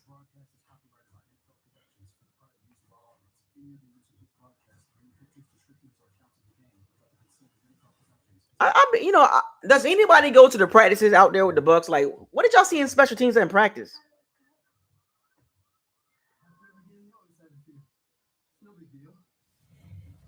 Did anybody watch the special teams in practice? Like, go out to the Bucs practice at one Buck, the training center, the training camp center. And did anybody see what they were doing in practice in special teams?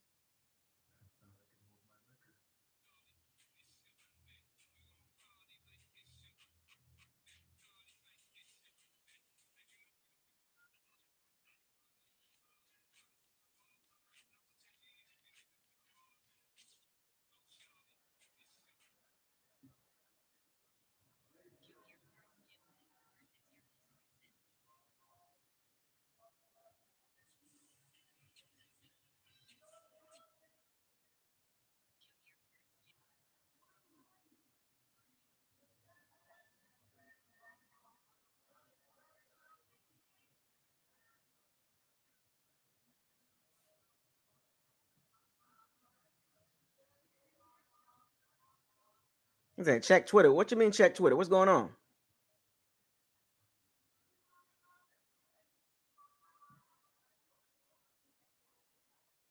Oh, hold up.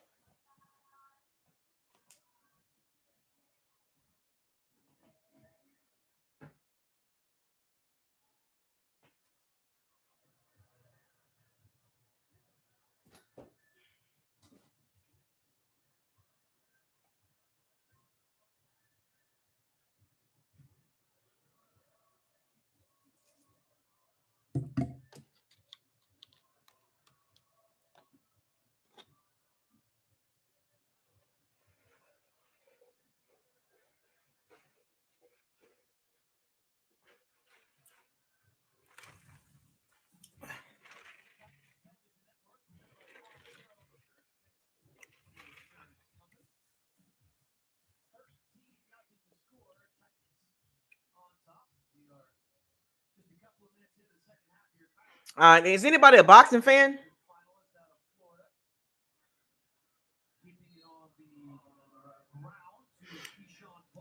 Look, wait. Y'all seeing this? Keyshawn Vaughn is playing in the third quarter. So we didn't see Keyshawn Vaughn in the second quarter. Now we're seeing Keyshawn Vaughn in the third quarter. So what's I telling y'all, folks? We saw Leonard Fournette first. We saw Rashad White number 2 and Keyshawn Vaughn number 3. Exactly where it's going to go. I told y'all. I called this.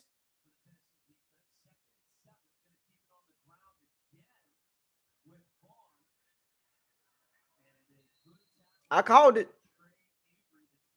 So yeah, if anybody a boxing fan, shout out to Alexander Usyk.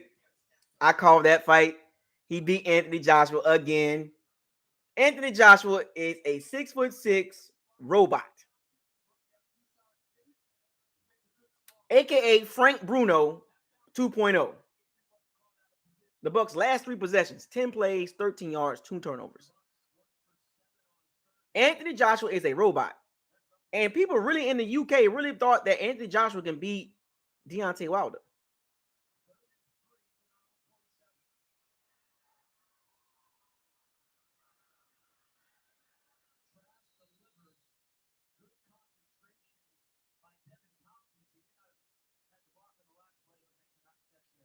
Anthony Joshua has a heart of a baby chicken. He fought Usyk like he was a great boxer. Joshua, you are 6'6", 250 pounds, trying to outbox a blown up cruiserweight. He overrated. He was a manufactured heavyweight champion. Can't be a blown up cruiserweight. And people really thought Anthony Joshua can beat Deontay Wilder or Luis Ortiz or Andy Ruiz.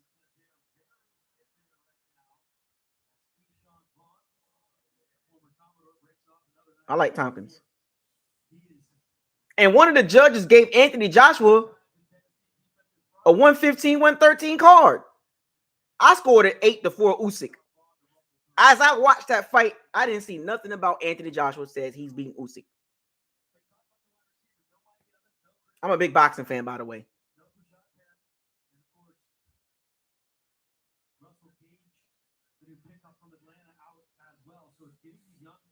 Receivers an opportunity.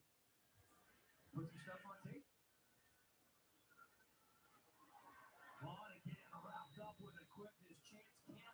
I don't like what I'm seeing without interior, man. Our guards are not getting to the second level. Aaron Stinney! Did y'all see Aaron Stinney? Did y'all see Aaron Stinney try to get a reach block? Couldn't make it. Aaron Stinney's vying for the starting left guard. I'm not liking what I'm seeing from Stinney or Luke Gedeke. I'm sorry, man. I'm just not. I'm not seeing it.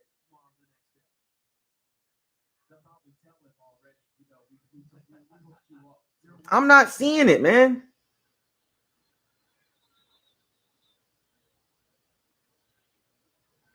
I am not understanding what I'm.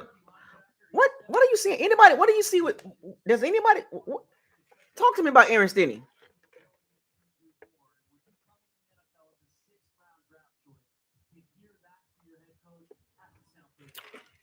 Talk to me about Aaron Stinney. Let's talk about Aaron Stinney and what you seeing. What your eyes tell you?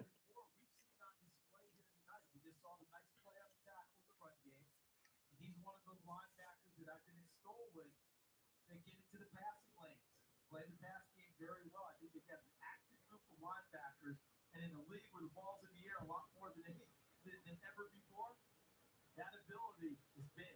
David Long's like that. Zach Cunningham's got length to get the lanes. I said Campbell before, Gibbons. I saw Joe Jones with a pick tonight. They know how to get it done. Second and 12, 4-man rush coming from Tennessee. Trask steps up, eats it down. Yeah. Scotty Miller in trouble, dog. Scotty Miller in trouble, dog. I'm sorry. How can you justify this, man? Like, bruh, it's gonna be hard to justify Scotty Miller staying on this team, bruh. Good throw by Trask, too.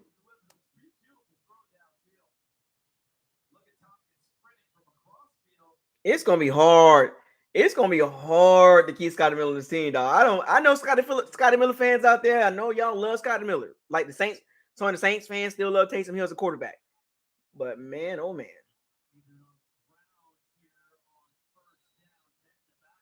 Bro, it's hard to justify Scotty Miller staying on that team. It is, dog. I'm trying to think, dog. I don't like Scotty too hardy, but these other guys just look better. They just look better. Competition fierce amongst defensive linemen to take this squad and get into the rotation. Terrell Williams, the defensive line coach. Them other guys look so much better than Scotty Miller, man. Right now, they are very strong up front. 2nd and 11 here. Josh looking downfield into the end zone. And it is broken up. Trey Avery making a nice play on the ball. Was Kalen Geiger. The Trask was looking for in the end zone. Geiger's the number Got to catch that, Geiger. undrafted receiver that you were just referring to, Dan. Catch the ball, Geiger. That was a great throw. Oh, my God. Geiger, catch the ball, bruh. Put your hands out, Geiger. He let the ball hit his pads. He let the ball hit his chest.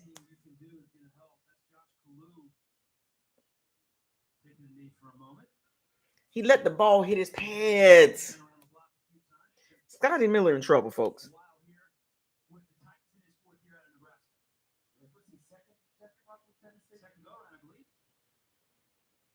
Third and 11 coming up. You're watching the Titans Network presented by Farm Bureau Insurance of Tennessee.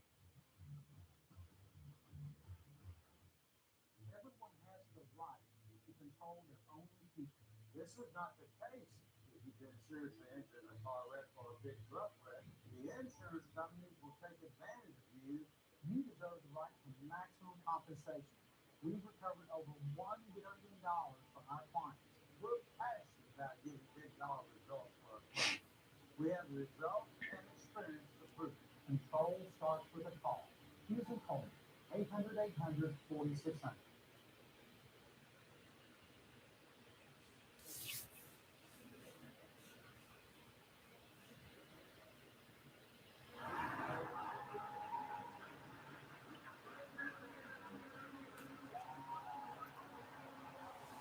Oh man, like Scotty Miller in trouble. But yeah, I gotta go back to the interior O line, man. I'm just not happy with that.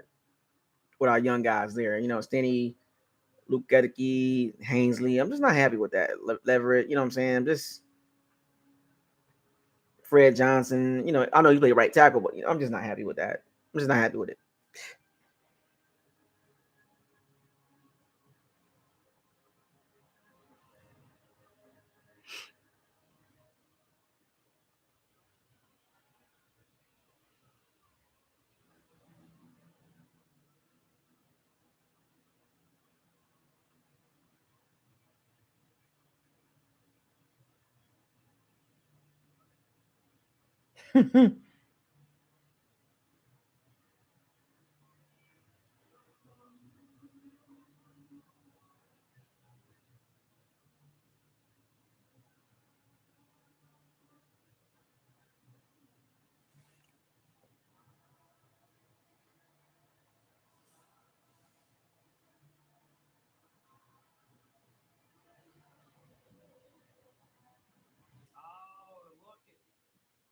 Downtown Nashville, always hopping, always busy. Bachelorette parties everywhere. Charles, you saw about 5 of them this morning. It's 13-0 here at Nissan Stadium. Customize your 2022 Titans ticket package. You can select the games that you want to attend through.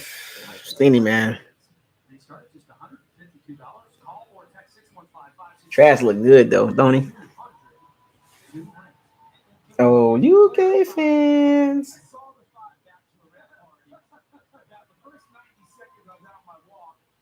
Make sure we're clear here. I enjoyed any of them.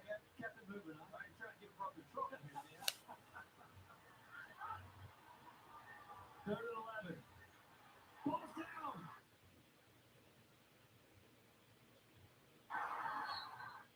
Finally corrals it. We do have a flag down. Looked like a Daney. Number 92 punched out from straight. It was Olo Daney. That's a guy that created a role for himself on Ouch. Last year.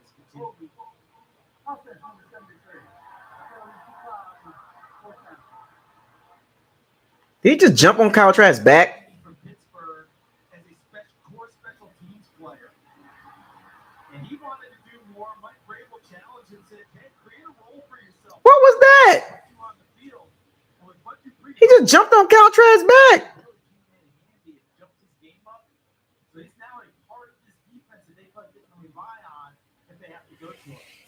Come on, man. The Bucs O-line not helping Trask at all, man. Caltra's, there was no personal foul call on that.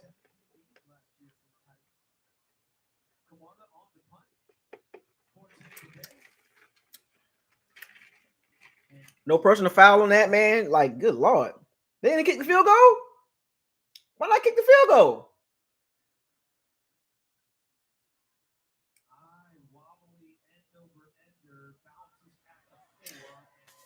Special teams, bruh. Come on, special teams, fam. Like, oh, man, dog.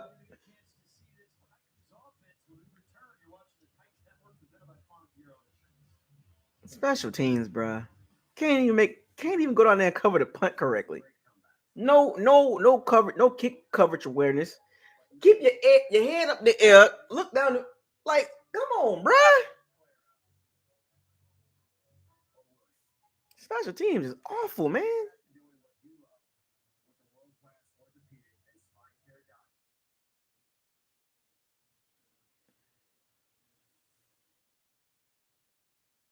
Y'all seen special teams, man?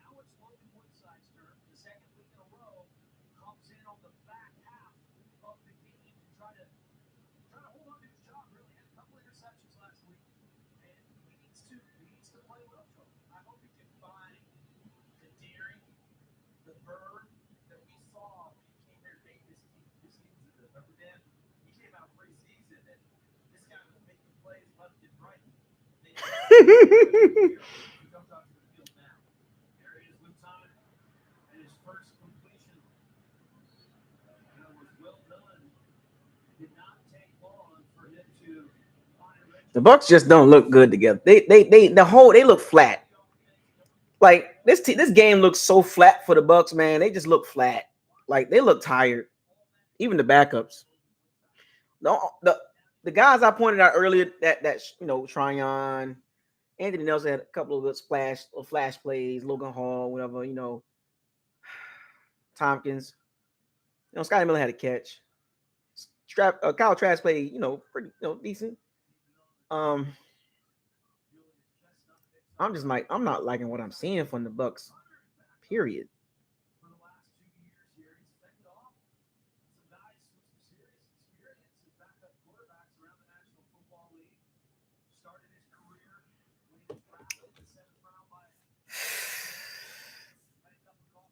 I'm trying to make it through this game, man. I don't know if I make it through the fourth quarter. I tell you that much.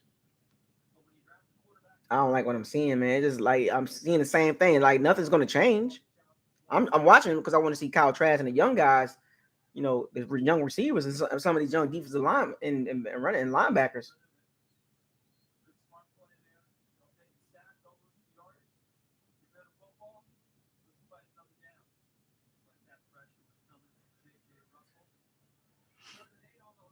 Oh, Tristan Wirfs strain oblique.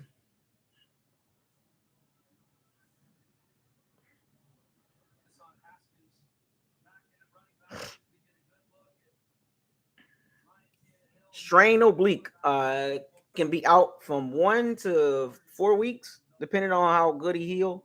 So I'm pretty sure Tristan Wirfs done for the preseason. You know what I'm saying? He's not playing the third game, but he should be ready for the Cowboys game though. I'm hoping, right? That's what 3 weeks from now.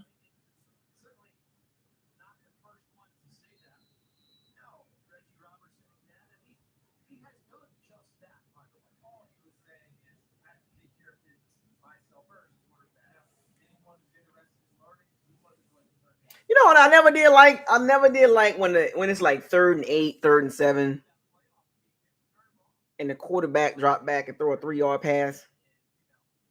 Throw to the sticks, man. Like I never understood why quarterbacks do that. Like throw the ball to the first down. You throw the ball like 3 yards and it's 3rd and 8, and you expect your guy to get 5 extra yards.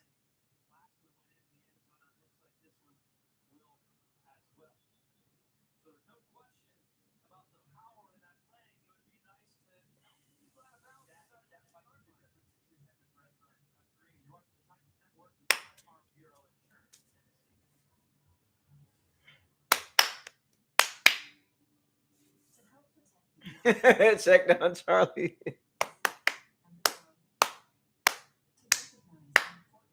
You get a check down.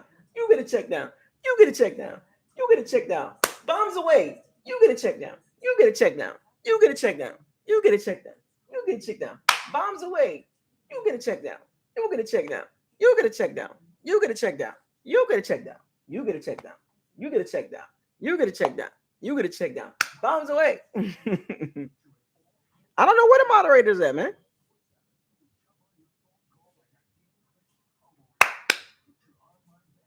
Get the ball down the field. Get the ball down the field. No. You get tired of that, don't you? No, we like to see excitement, right? But then when we're doing bombs away, then we get mad. We don't get to be successful, right? You can't have it both ways, Bucs fans. Either you want the check downs or you want the bombs away. There is no in between.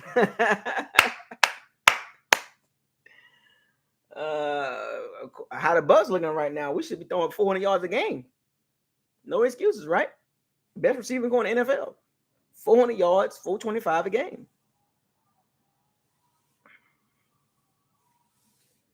Yep. I want to see 400 yards plus a game. We got Mike Evans, Chris Godwin, Julio Jones, Russell Gage, and 2 or 3 of these young guys. 425 yards minimal.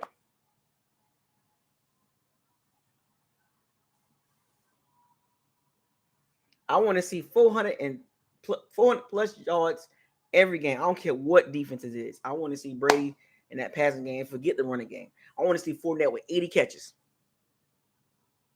Yep. I want to see every receiver with 50 or more catches. Fournette, 80 catches. 60 catches. 400 yards. Mike Evans, 70 catches for like 1,100 yards. Chris Godwin, 65 for like 1080. Julio, 57 for 890. Russell Gage, 52 for 700.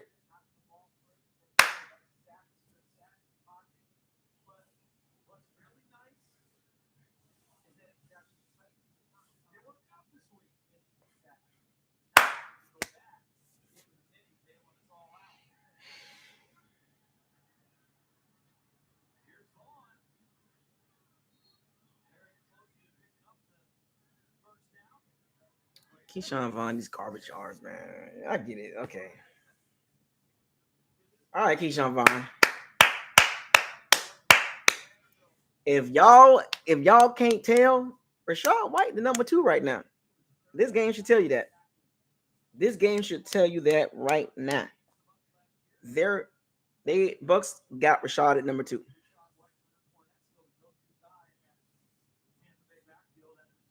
Let me ask y'all this question. Our running back room. What do you rank? Where do you rank our running back room at?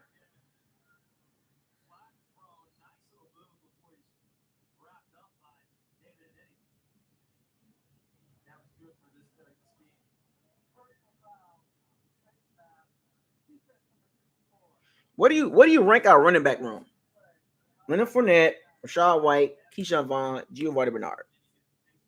Like, what do you think? Give me a range or number. What I need. Let me talk to the chat. What do you think our running back room rank at the NFL?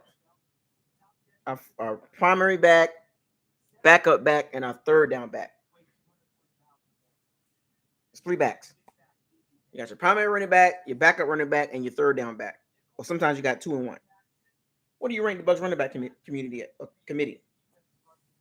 Is it threatening?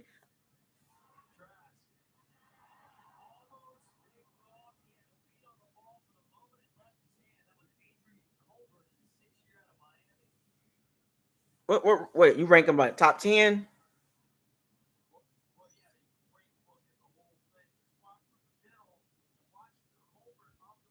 Trask almost threw an interception.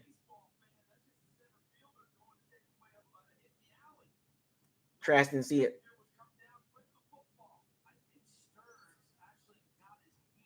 Trask didn't see it.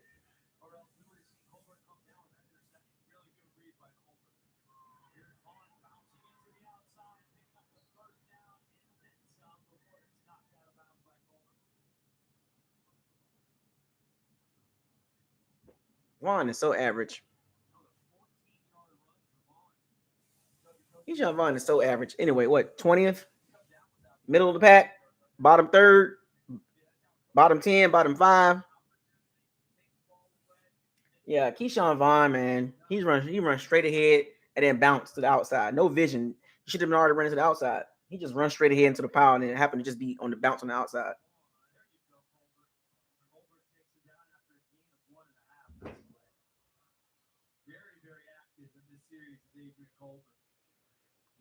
Stenny hurt.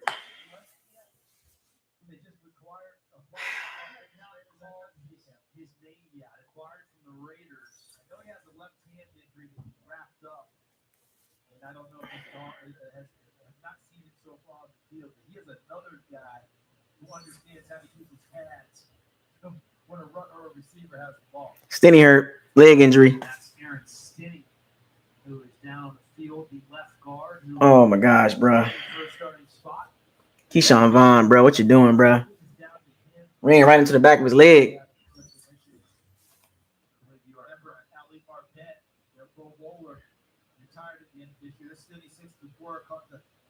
Oh!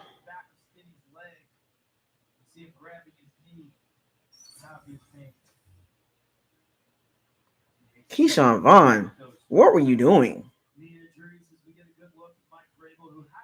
Keyshawn Vaughn, what were you doing with the cutback, bro?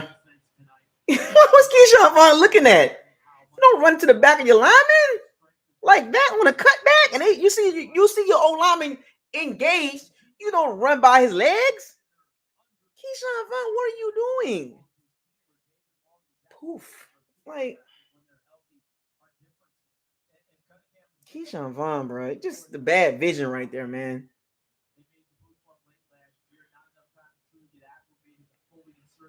What was Keyshawn Vaughn thinking?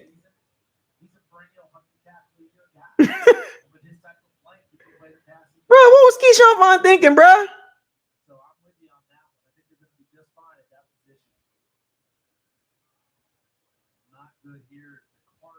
What was Keyshawn Vaughn thinking? What was Keyshawn Vaughn looking at? Like, I'm looking at what he's looking at. Is why is he running by his legs? Who were released this week? There's a lot of movement around the NFL. They have a couple sets of cuts. They're going to have a couple more coming up. They have to get down to 80 by next Tuesday, and then the final 53, of course, is going to be coming on August 30th. So there's going to be. Are we cursed or something? Like, did we do a blood sacrifice or something?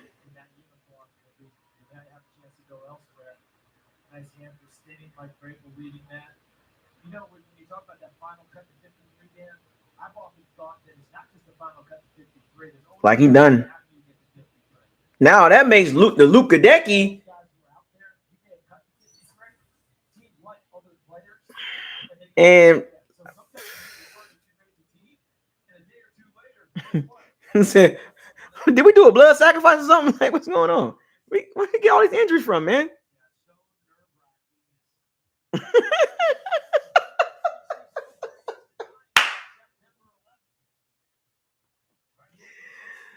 Oh, what was that movie? The Omen. Remember The Omen?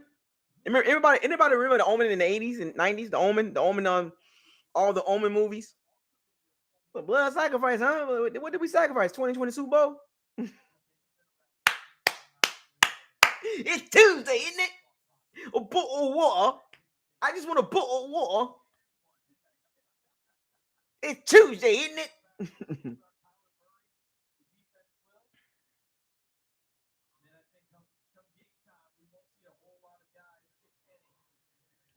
Keyshawn Vaughn just ran right into his leg, man. What you doing, bro?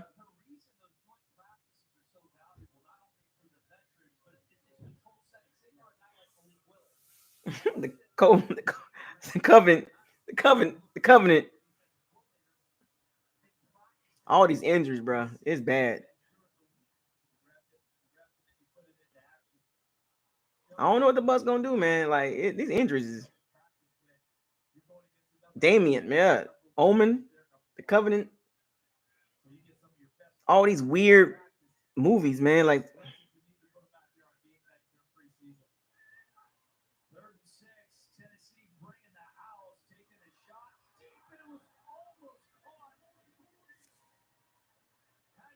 small receivers. That's what happens. A 5'11" receiver makes the catch. Not tall enough. That's what you 5'7". You got to be perfect with 5'7". 5'7" receiver.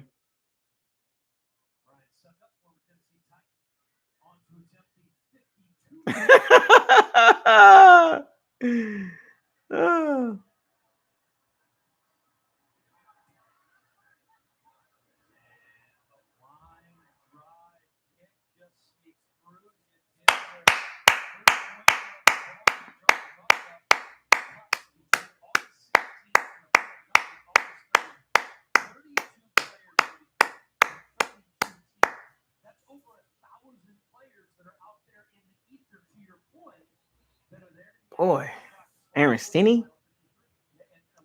Todd Bowles look baffled. He said Todd Bowles look baffled.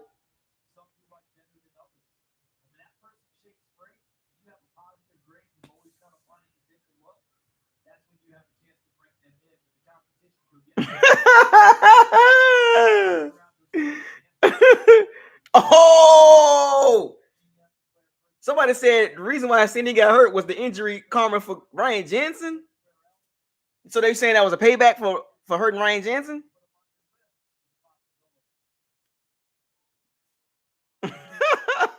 Blood sacrifice. It said we sacrificed the goat to get the goat. And now they can't. They're coming back. They're coming back for their payback.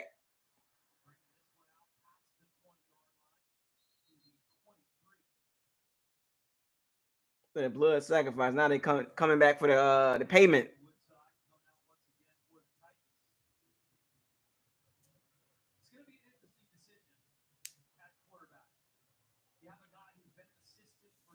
So the gods coming back for the blood, huh? Oh, without Brady, 7-10,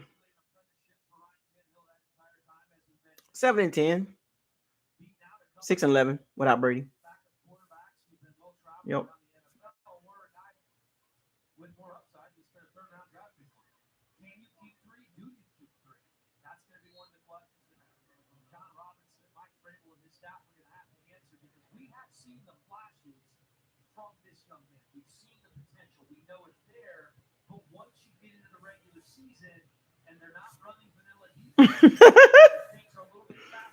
What the?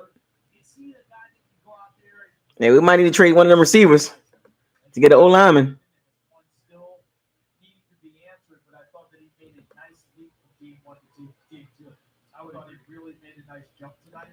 Doesn't lock down or solidify anything, but you saw the growth, you saw improvement. As ball inside with a good throw, and that's Traylon Burks. His first catch with the Titans. This, of course, the man they brought in to help replace A.J. Brown. You mentioned the questions that are out there. Trade one of the receivers for an O lineman, right? Yes, but that's Might as well. John Roberts, the general manager, will be up here with us. Typically, steps in and has a great conversation with us. I mean, we got some trade value. We got some trade value. I ain't gonna front. We got some receivers we can trade to get a O lineman. That's what we need to go at.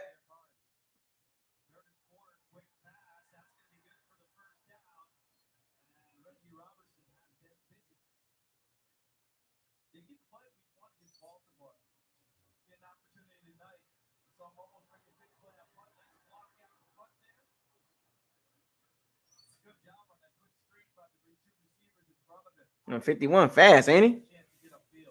Good God. Somebody said blood sacrifice. Said blood sacrifice. We traded. We got the goat. We traded the goat to get the goat.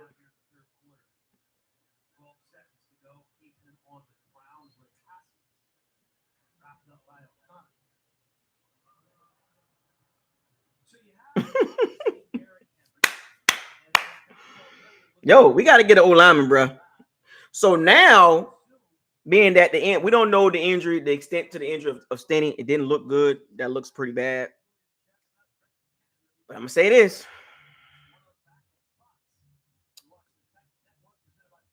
Now the starting left guard comes down to Leverett and Luke Gedeke. And Luke Gedeke doesn't look ready at all. Robert Hensley, Luke Gedeke, Shaq Mason, that is not a good interior line.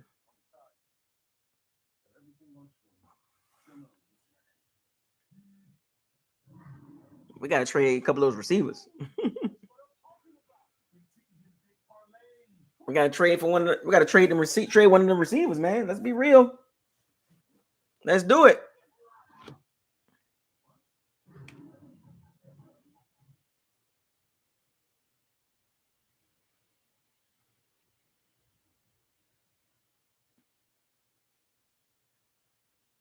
Yeah, I see the troll. We got trolls. I see him. I can take care of it, but I want my shooters to take care of it too.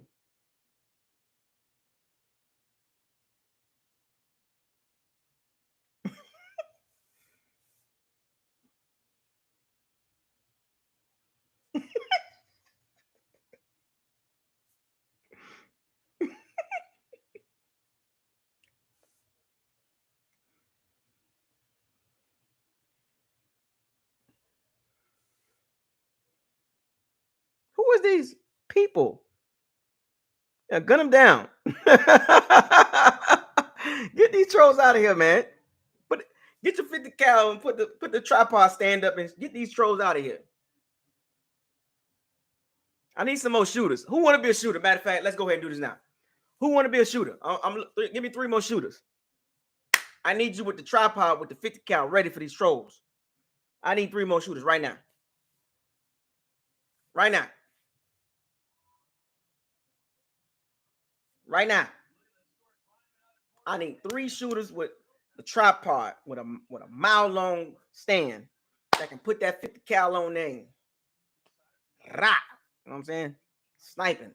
I'm talking about Call of Duty. I'm talking about Fortnite sniping. Who got those skills? I'm talking about Warzone sniping. I'm talking about long distance.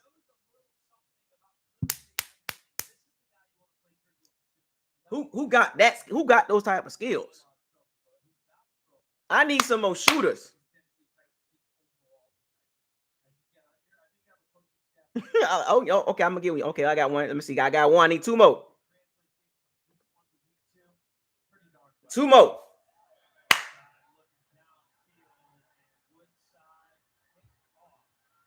Gardner. I just got, I'll say DSG Carlos.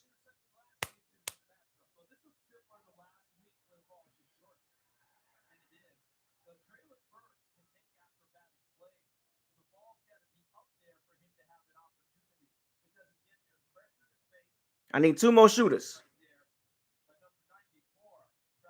Quick scope, yeah. You barely zoom in. Like, oh, how did he get me? There go another one. Good interception by Gardner, man. I need 2 more shooters. Rocket launcher.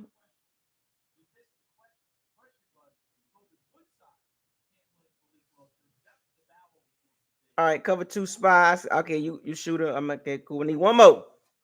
One more shooter. I need that Call of Duty Warzone. Call of Duty Ghost. Modern Warfare. With the SMG. You know what I'm saying? The SMG, the DMR, the assault rifle. So DSG Carlos, cover 2 spy, 2 new shooters. I need one more shooter.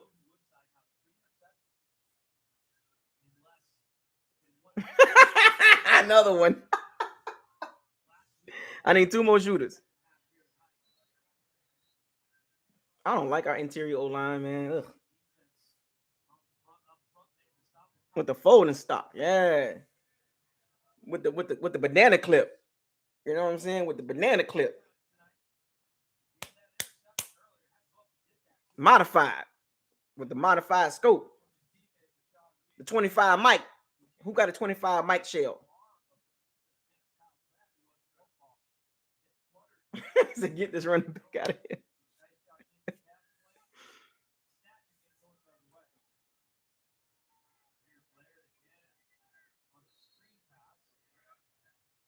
Who is this number 43 guy, man? Get out of here.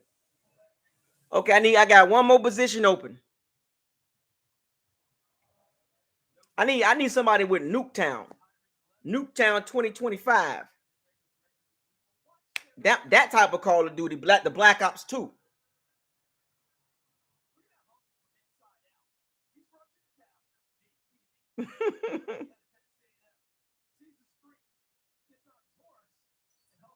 I need the Nuketown. I need Call of Duty Black Ops Nuketown.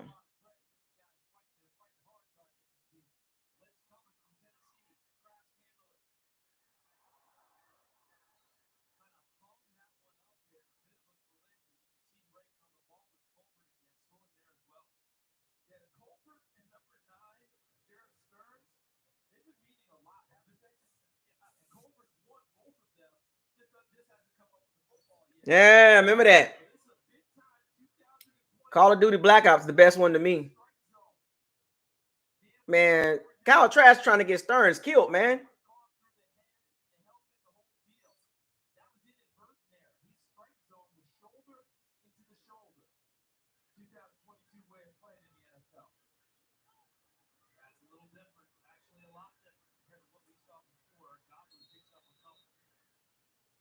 Hey, about time to punt return. Do something.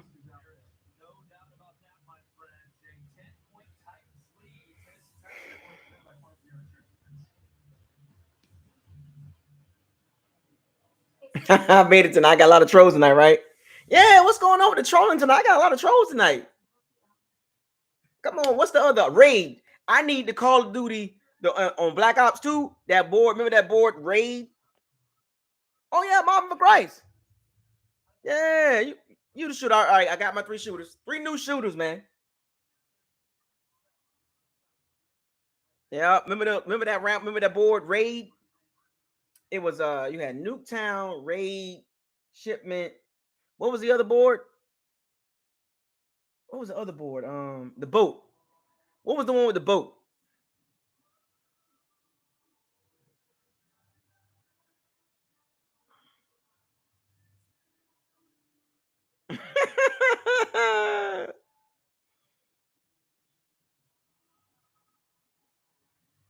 What was the name of that board with the boat on Black Ops 2? Anybody remember that? What was the board? I got a lot of trolls tonight, man. I made it.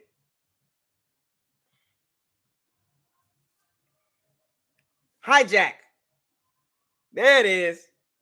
Oh, I'm about to go. Oh, I used to be cold on the Black Ops 2, man. Oh boy. Care package. UVA. Like anybody still play Black Ops 2? I think I'm gonna play that tonight. UVA. Drone strike. Swarm. The swarm. Kill streak. You get the swarm. Boy. Or them dogs.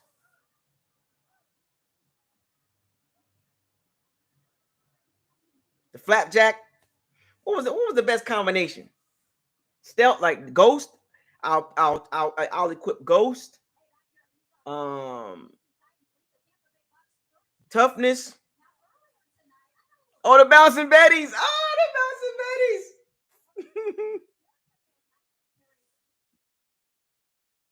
The bouncing betties was no joke, boy. You set them things down the corner, they can run back. Or the claymores. Set them right by the door. They run in there, boom. Let me get toughness. Let me get ghost. And it was another one I like to use. Ghost, toughness, and it was something else. Peacekeeper. Yeah. What was the other one? Ghost, toughness, and there was another one. The fast one.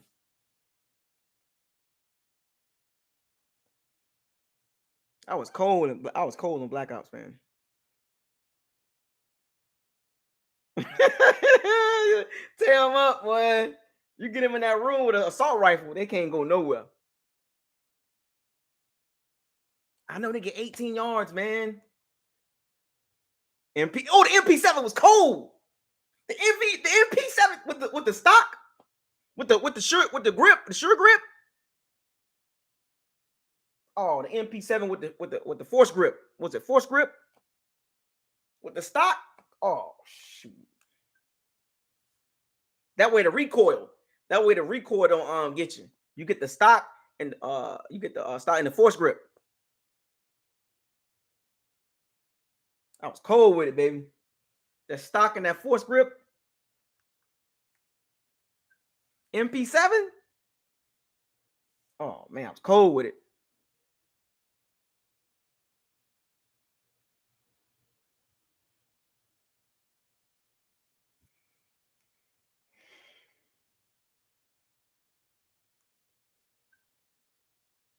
It was 1st and 20. They got 18 yards.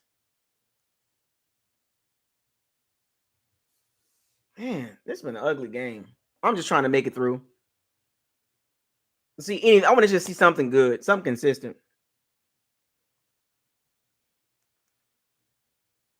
Yeah, we got a lot to talk about.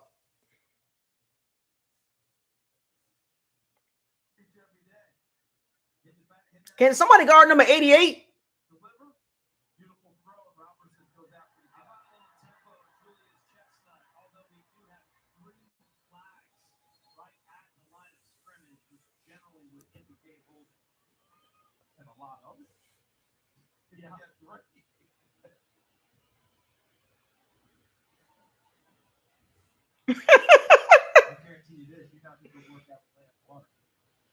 The Bucs just got beat up this game from start to finish.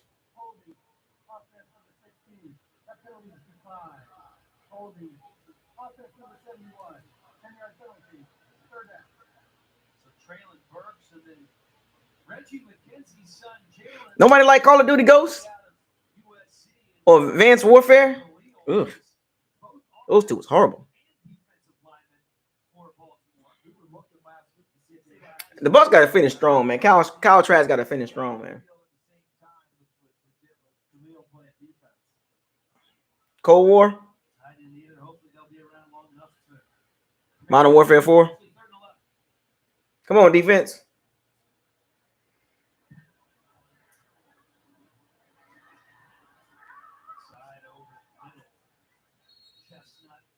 Good tackle. All right, good stop.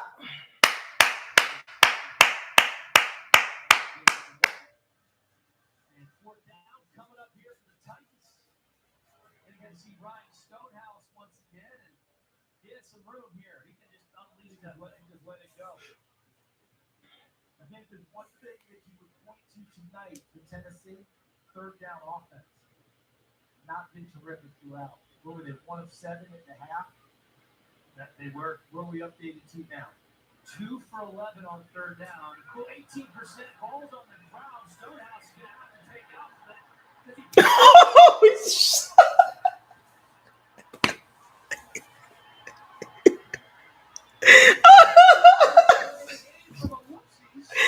Oh my gosh, bruh.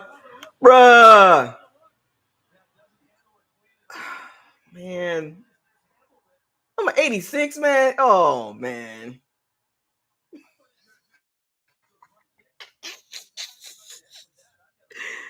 God dang. Boy. Our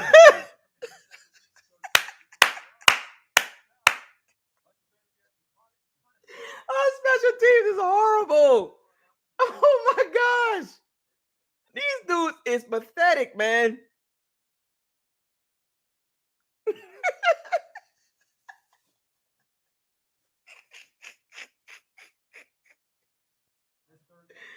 Oh my gosh. Special teams is like America's Funniest Videos for the Bucs, man.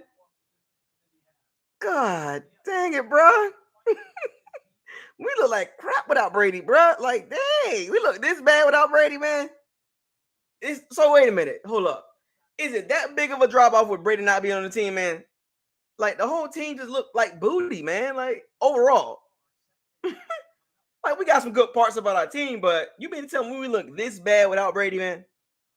Good God Almighty, bro. Booty.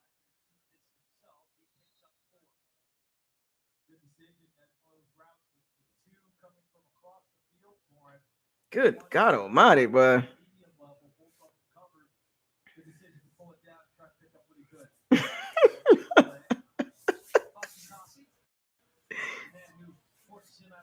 Oh my gosh, bro. Another big third down here. A long way. Broken Woodside is off to pick this up.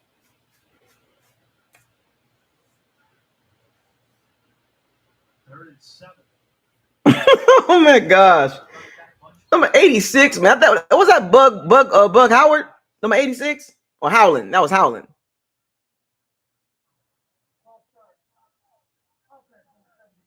Oh my gosh, bro. Special teams is straight booty juice, man.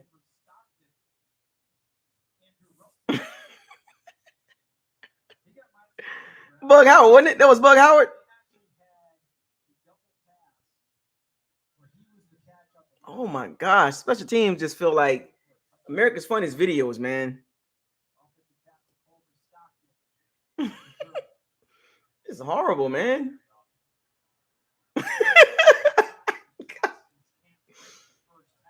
Logan Hall.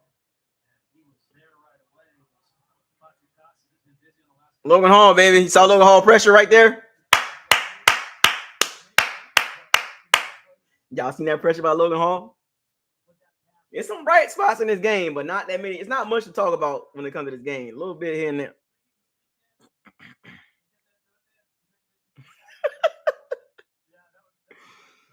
Oh my gosh, but the punter just, man, come on, bruh.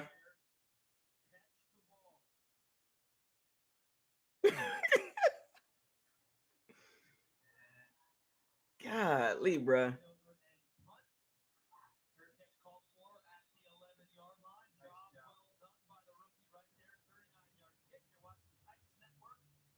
Damn, bruh.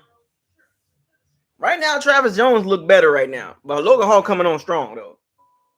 Travis Jones has had more pop, more flash.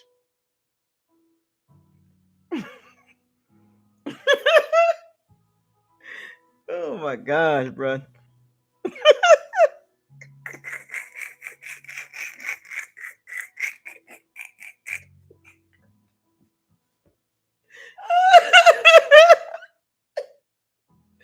Oh my gosh. Y'all boys cracking me up right now, boy.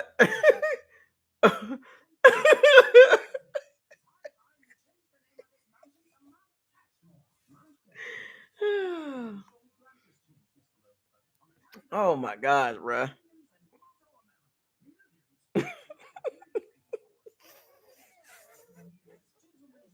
Y'all being funny right now, man. Y'all cracking me up right now. I'm having a blast right now, man.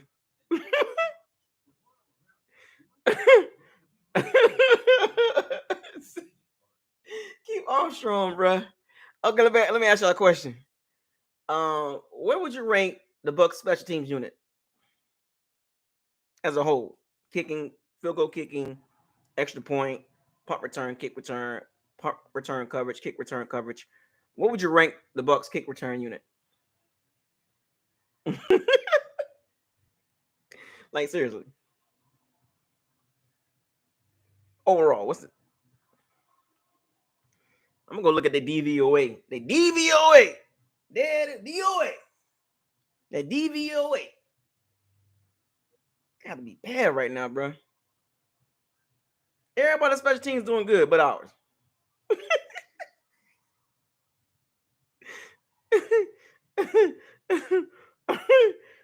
Yeah, I mean, I'm talking about the special teams unit. Just what would y'all rank them at? 1 to 32. They horrible, bro. Damn, boy.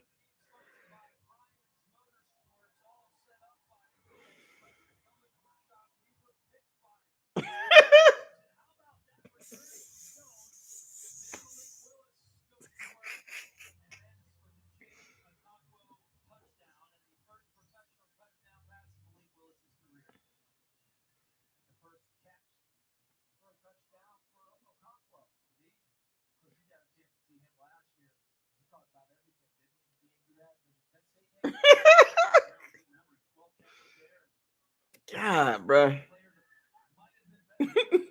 Bucs special team unit is so bad, man. Come on, offense.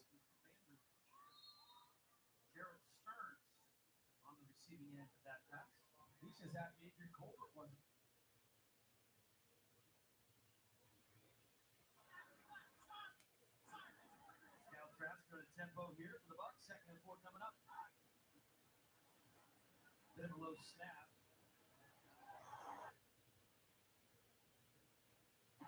There he is. How about that? Tyree Gillespie. Recently acquired. Kyle Trask almost threw a couple picks already, man. He got lucky, man. He ball arm strength, man. Lacking arm strength. He's lacking some arm strength, man.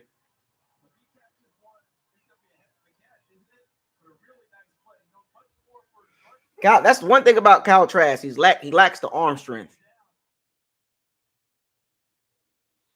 Like a lot of balls be floating up there, man.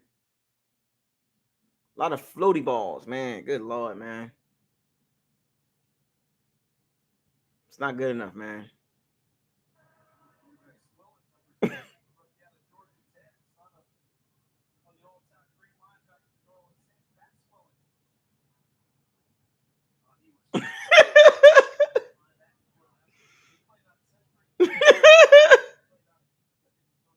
Where's Tampa Spartans, man? The Dover Cowboys. East Bay Buccaneers. Temple Terrace Wildcat, the Cougars, Temple Terrace Cougars. What the Bucs returning at? God dang it, bro.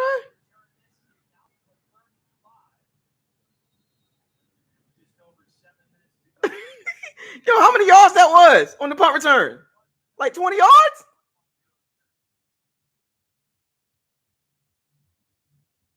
That was like a 20-yard return. Good God almighty.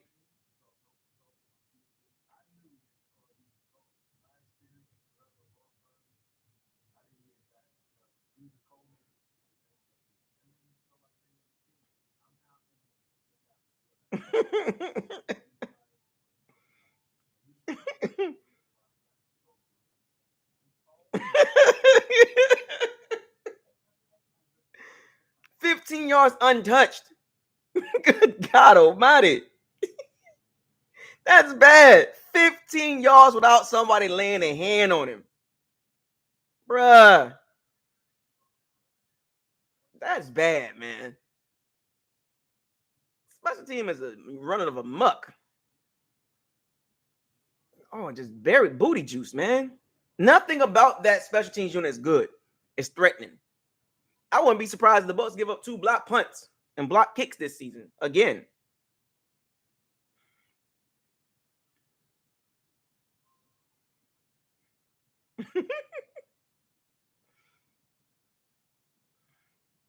The Bucs look so not into this game, bro. Like from the beginning, like they couldn't muster any. Dude, the Bucs got over 200 yards offense.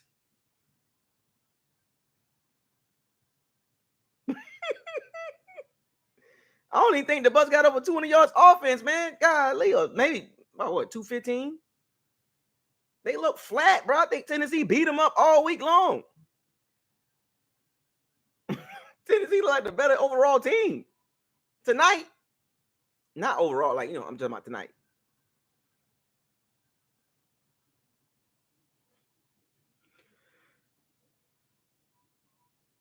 Kyle Trask could have thrown like 4 picks. Like 4 picks. He could have threw 4 picks. He didn't play good. He didn't play as well. He didn't play good this game.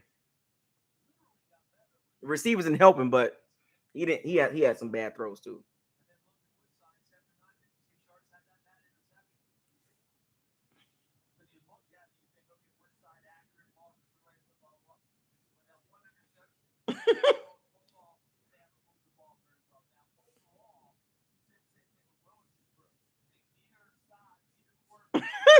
This game ugly, man.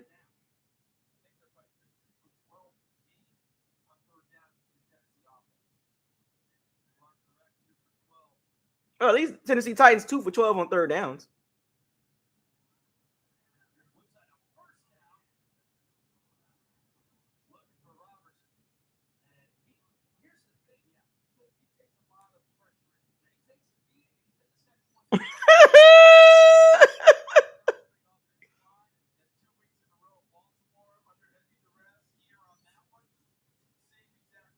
Dingleberry. No, the Titans got a turnover. What's up, Buck, with your girl? No, the Titans do interception. They turned the ball over one time.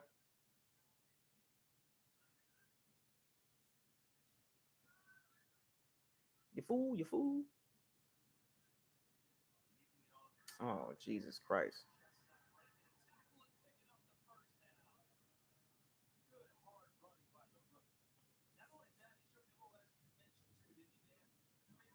The Bucs got beat up the whole game, bro.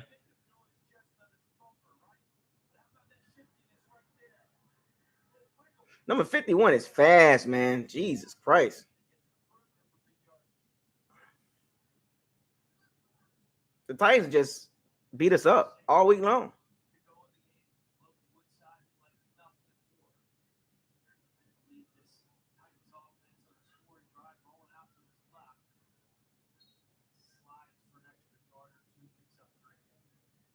Trash didn't look so great tonight either. He got a couple good throws. Scotty Miller dropped the ball. He had one good catch. But overall, Kyle Trask. What grade would you give Kyle Trask overall tonight? What grade would you give Kyle Trask tonight?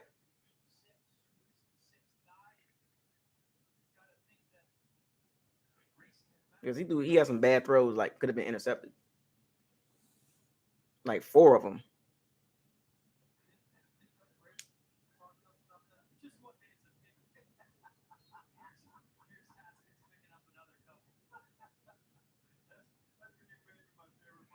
Yeah, D plus C. Yeah, I'm gonna say a C.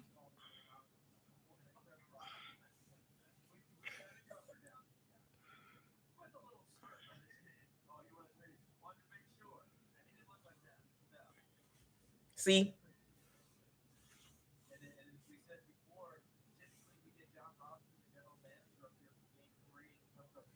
I'll say C minus. Yeah, that's about right. Because he threw some bad passes too. Yeah. Receivers dropping balls, but he also threw some bad passes too. Flutter balls.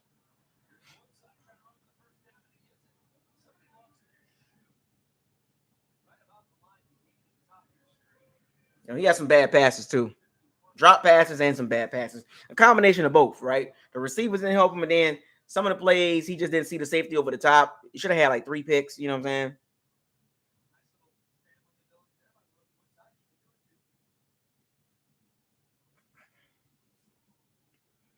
So what y'all think the Bucs record would be without Tom Brady? What do y'all think about that? What you think the record could be? Without Tom Brady, what you think this team is? 5-12, 7-10, 8-9.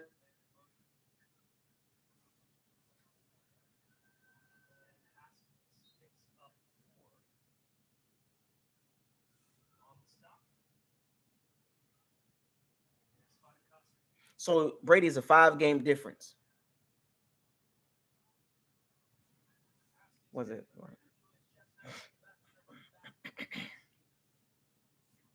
5 to 7 game difference without Brady. You know what? If Brady don't come, if hypothetically, a scenario, if Brady don't come back, do they take away all our primetime games?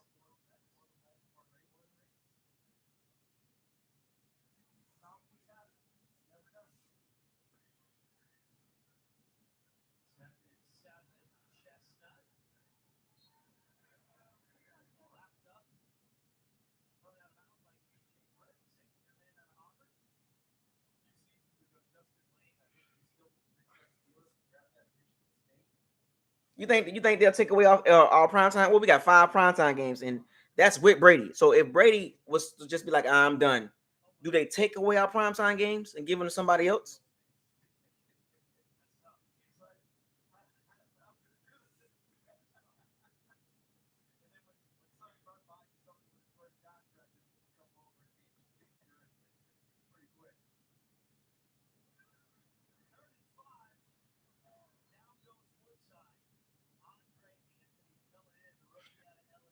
Andre Anthony, he been all right.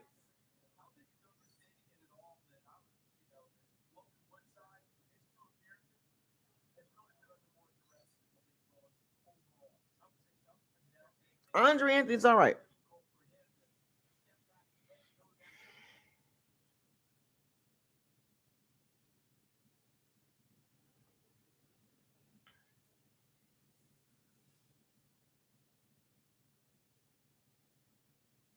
They're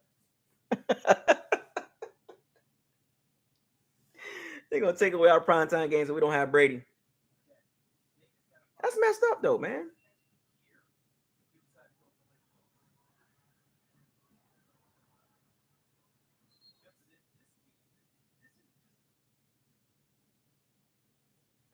I know we better get right for the Cowboys, Saints, Packers, and Chiefs. I know that. Or Chiefs and Packers. I know that. Better be ready for them. We had an ugly game, man. Just nothing looks right.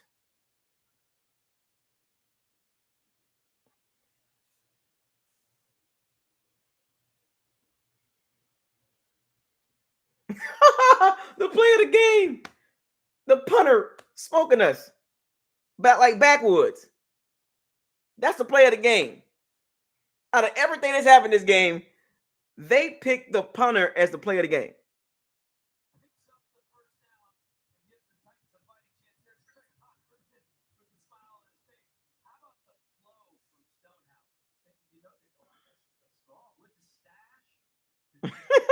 They picked the play of the game was the punter dropping a snap and running for the first down. Oh my gosh.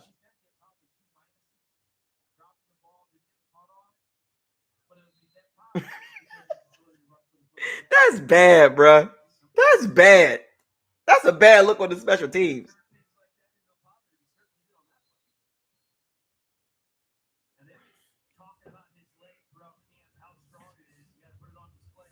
The play of the game was the punter picking up a botched snap, a botched punt, and running for a first down. Not Malik Willis touchdown, not interception or nothing like that. A punter who botched this, dropped the snap, dropped the punt, picked it up, ran it for the first down. That's the play of the game on the Bucs special teams.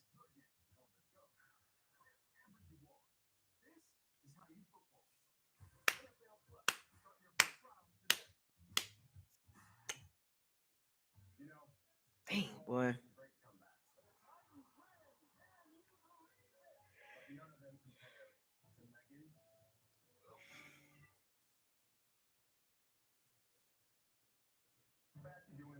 Safe.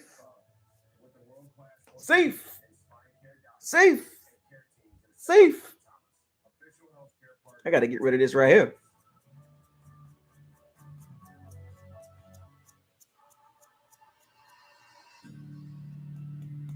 Got to make that tighter. Oh, have you heard the story about Bruce Arians is spending more time with the quarterbacks? Have anybody heard about that? He's been coaching the quarterbacks more.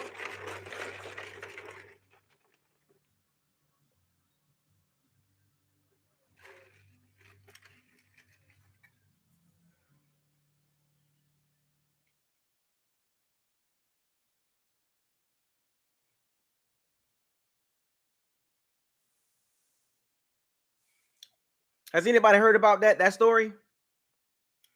BA has been spending more time coaching the quarterbacks lately. Came from up top, coming down the field in his little golf cart over there with Clyde Christensen and Lethwich and Gabbard and Trask, Ryan Griffin.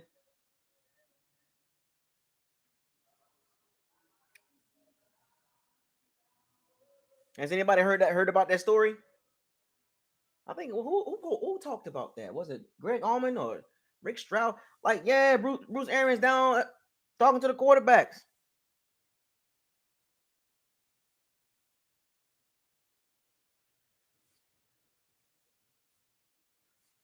Tennessee Titans preseason football has been brought to you by Farm Bureau Insurance, Tennessee's insurance company.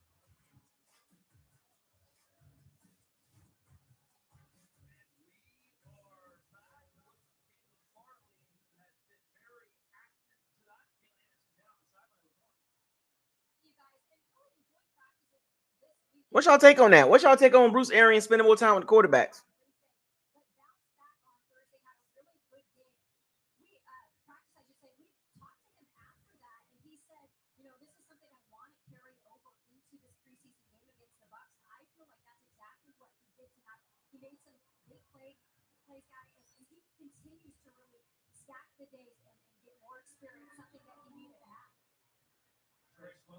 Bringing up that pass there. Sorry, Charles. No, not at all. It's a great point, Kayla. He has to stack them because even as a first-round draft pick, he has nothing locked up.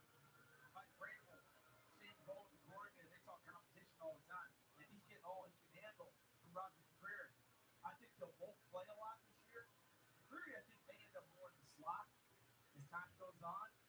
But Farley definitely starting to step up his game. Ball now. Looked like it was an inning that got a hand on it. Damn, bruh.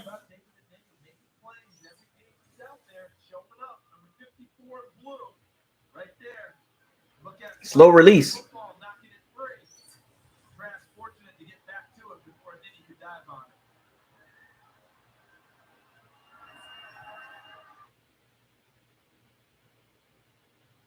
And that is the hands of the intended receiver. Not Allen. Kayla, you're out of practice. Nah, the Bucs don't want to be there. What's your impression about this outlook for this Titans team? Too much going on with the Bucs team right now, man. Too many distractions, man. They didn't look good the whole entire week at joint practice. You didn't hear nothing like glowing remarks, really. It was getting ate up by the Titans' unknown receivers. The Titans' D line was bullying the Bucs O line with Jeffrey Simmons all week long. Like, that's all you heard. Like, fights breaking out. Leonard Fournette punching Jeffrey Simmons, and because they're mad that the Titans just kept beating them up. Like, it's just bad. This was a bad week. Too much the Brady situation. Tristian Wars getting hurt. Steeney now hurt.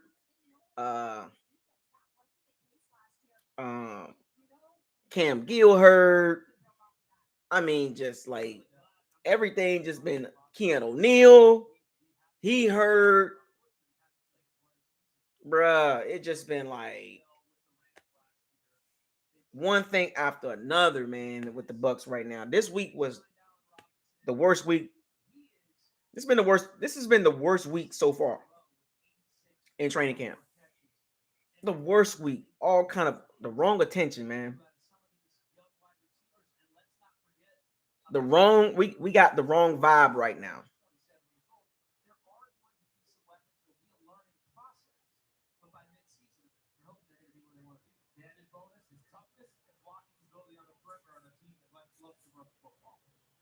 The Titans are in the Pinnacle scoring zone. Pinnacle Bank, the official bank of the Titans. Sign up for Titans banking exclusively at Pinnacle. I told y'all this. I'm not really tripping until like next Tuesday or Wednesday. I ain't gonna say tripping, but I'll be more concerned if he's not back by Wednesday. You might want to, whoa, you know what I'm saying? Like, what's really going on here? You know what I'm saying? Now, if he back Monday, then we good. Tuesday, okay. You come back Tuesday, okay, cool. Wednesday, he ain't back by Wednesday. And even when he gets back, there are going to be questions. What happened?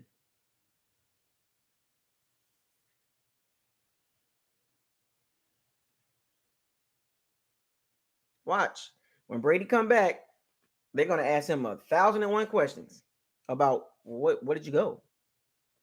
What happened?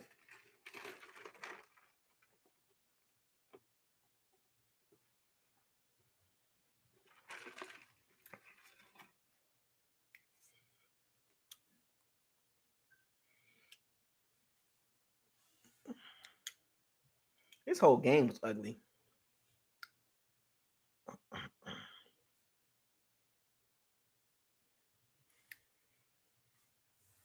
This game was bad. Really bad. The whole week was bad. The Titans just beat us up all week long.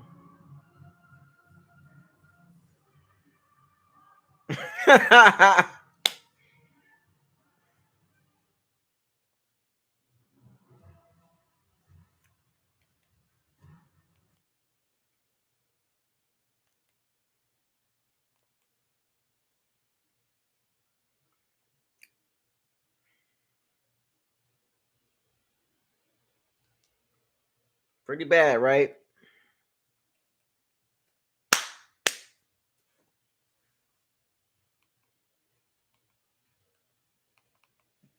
That was ugly game. That was ugly. The whole week was ugly. And hopefully the Bucs bounce back next week. Hopefully, everything goes well. The reports on Jensen. I still don't understand that injury, man. 3 weeks. 3 weeks and we don't have nothing. I don't like the way that looks. 3 weeks and we don't know what's going on with Ryan Jensen. And then they're being very secretive about that. And in this Brady situation, it just seemed like there's so much just like doesn't make any sense right now.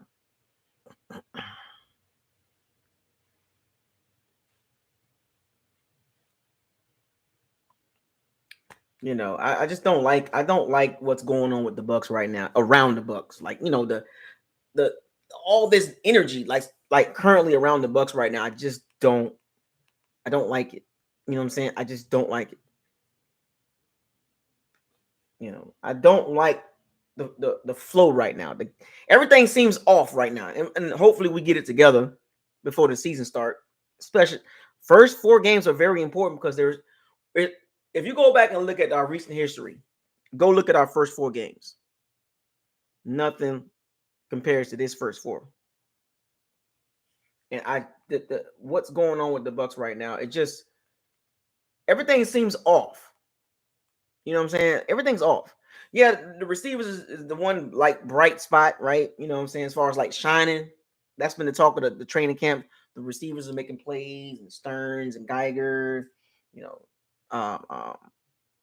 Tom Johnson and Tompkins, and but there's been a lot of just unnecessary like dang, you know what I'm saying? Like, what are we doing? You know what I'm saying?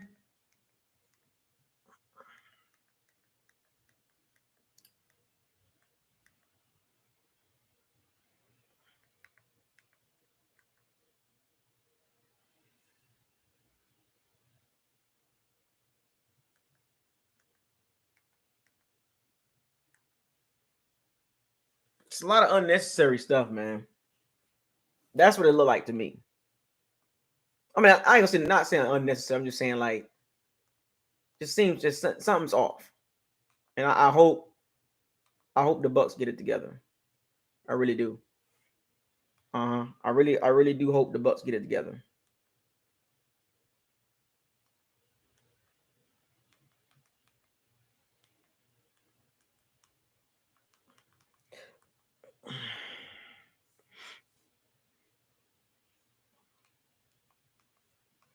I really do. I got faith. You know what I'm saying? I'm not panicking. It's just level of concern as a fan. Like, like, man, this just looks off right now. You know what I'm saying?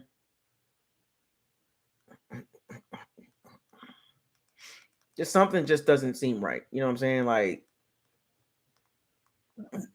like I said, injuries doesn't help at all. Injuries does raise some concern.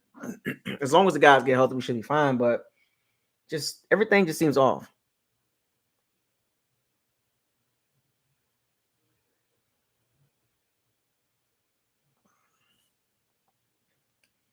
Everything's so secretive, man. It's like they don't want to tell the truth. Like, tell the truth. Tell the truth. They kind of being on some, well, we don't know what's going on with Jensen. We don't know what's going on with this. We don't know what's going on with that. And we'll let you know next week. None of my concern. Because now that the Titans game is over with, it's about to be asked. When's Tom Brady coming back? When's Tom Brady coming back? You said after the Titans game, so let's talk about it.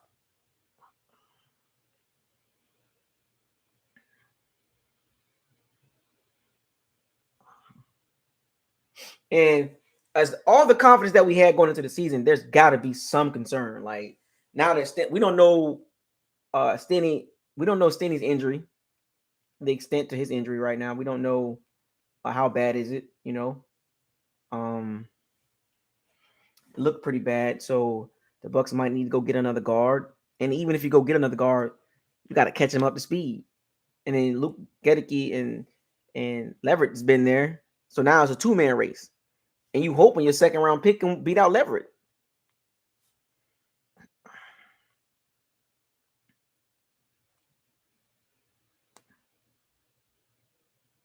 And from what my eyes tell me, Luke Gedeke doesn't look ready at all. He doesn't look. He don't look ready for the Cowboys game. He don't look ready against the Saints D line. If you having problems with guys out here, these third stringers, you think he's finna hold up against the Cowboys D line, which is not great. But I'm just saying, like, they're top level guys. You think he's finna hold up against the Saints D line? Luke Gedeke and Robert Hensley? Bro, that's not good, bro. You think he's finna hold up against the Packers D line? Oh man. They gotta fix this, man. That's all I'm saying. They gotta fix it. One way or another, man.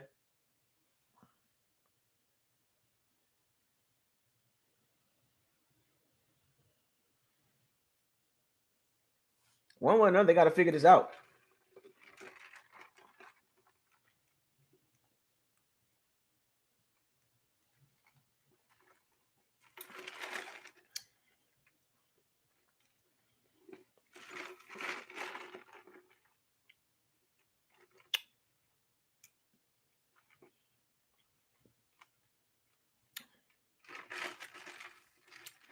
What the Bucs gonna do with the O-line, I don't know.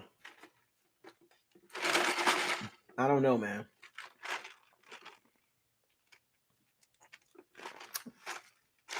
I don't know. Doesn't look good right now. I want to know what Aaron Stenny injury is. He got more experience than Leverett and Luke Gedeke. So check this out. Marpet retired. Kappa signed with the Bengals. Jensen gets hurt early training camp. No pads. Tristian Wrifs, oblique injury. Probably the top backup as a guard or your starter guard as left guard. Aaron Stenny hurts his leg injury or knee injury, whatever. Bruh, that's 4 O-line. Well, 3. So Kappa, Jennings, Marpet, Stinney, and Wrifs all either gone or hurt.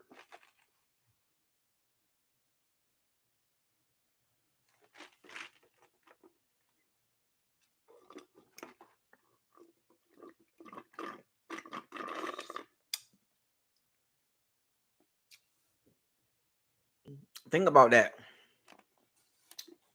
You got Tristian Wrifs hurt, Jensen hurt, and pretty much Stinney, well, most likely was going to be a starter.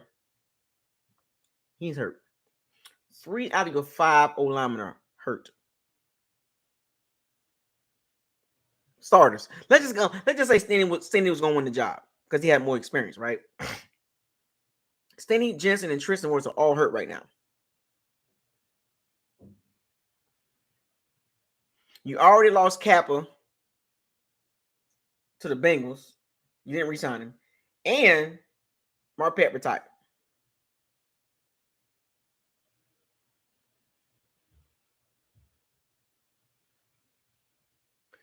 Maybe they should have kept Alex Kappa instead of signing Russell Gage. Because the Bucs put a lot of money into them receivers. They really did.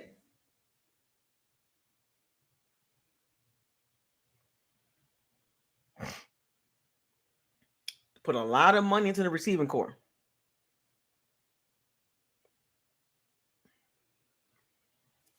I mean, I'm just high insight. Maybe they should have. I mean, re-signed Kappa, and Kappa was kind of getting better, and like Kappa's better than Luke Gedeke.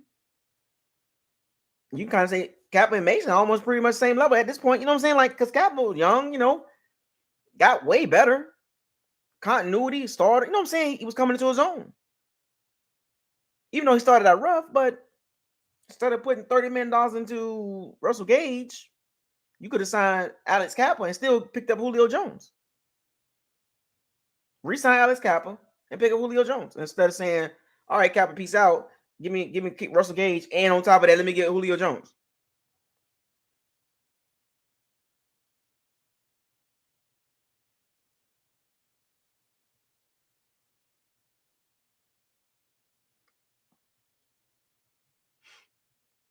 I don't know, man. This looks very, very. It's gonna be interesting, man. These first 4 games, and people underestimate these first 4 games, but we gonna take some licks.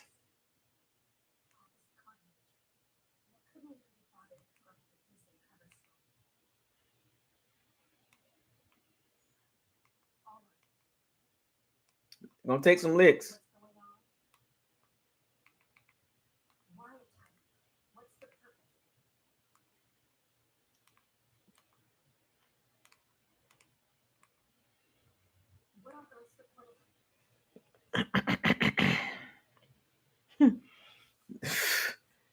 Luke Gedeke got to be ready, man. They got to be ready. He gonna get thrown into the fire because now you have even more of a reason. 2nd round pick, you got to put him in there. You can't put Leverett in there.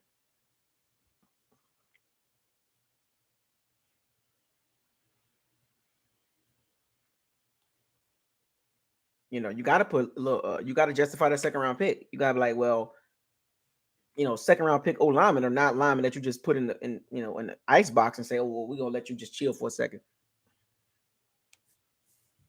You gotta they gotta play nice. Like, they're gonna have to go through some rough early season D lines, man. Look at the first 8 games. Look at the first 8 games. Look at them D lines. And look, a lot of us gonna be upset, gonna get mad. We're gonna be yelling at the screen, whatever the case may be, because of what we see. But it's got to be expected.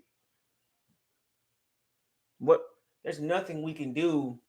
I mean, from a fan perspective, obviously we can't do nothing. But I'm just saying, like, how bad can you really get when Luke Gedeke and Robert Hensley and possibly Shaq Mason trying to help getting beat? You know what I'm saying? Like,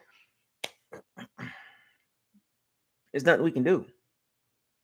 And I already know what we're gonna do as a fan base. Oh man, what's going on here? What the heck, man? You know what I'm saying? You know what I'm saying? Da, da, da, da. It's gonna be some lumps.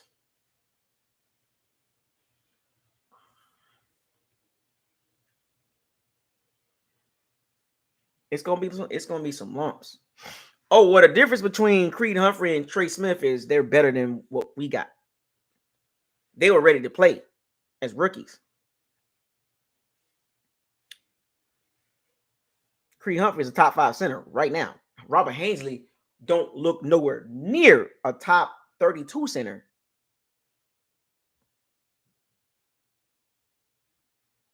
Luke Gedeke don't look like a starting guard.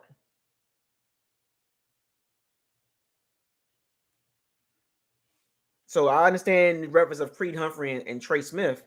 Only reason why Trey Smith went in the 6th round because of medical reasons. If he didn't have those medical issues, he would have went 1st or 2nd round. Like 1st, 2nd round. You know what I'm saying? So the Chiefs got a steal. And you see what Trey Smith doing as a rookie, a 6th round pick, starter. 2nd round pick, Luke Gedeke, clueless at guard. Played right tackle at Central Michigan, and you move this man to left guard. So his whole mind frame just trying to get adjusted to blocking from the left side. It's gonna be rough, folks. A lot of money went into the Bucs receiving core. A lot of money's tied up into that receiving core. Remember, the tight end core was the same way with Gronk, OJ, Brady, $19 million on 3 tight ends. But look at the receiving core. A ton of money has been invested to, for Brady, because, the system and all that. A ton of money has been dumped into the receiving core, which I understand in today's NFL, but that doesn't mean anything if your O-line is not solidified.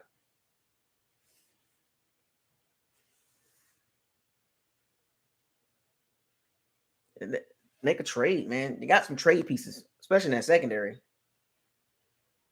I think somebody mentioned Murphy Bunting, Scotty Miller, and a 4th round pick to go get a guard.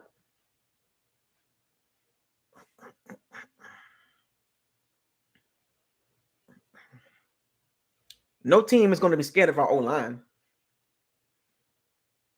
Saints not scared of us. The Carolina Kitty Cats going to get fake toughness, and they're going to be like, oh, we can beat the Bucs. Our D-line can beat the Bucs O-line. And the Falcons, they might try to act like they got something going on because they're getting some pressure. But we need a guard. A starting caliber guard. That'll ease some pain. Because if you go into the season with Hensley and Luke Gedeke, it's going to be rough. And I'm not trying to down the situation or down those guys, and hopefully they step up and they show me different. But as of right now, from what I'm seeing, hashtag what does your eyes tell you? If the season was to start today, we're in huge trouble O-line wise. And Tristian Wrifs is only one man.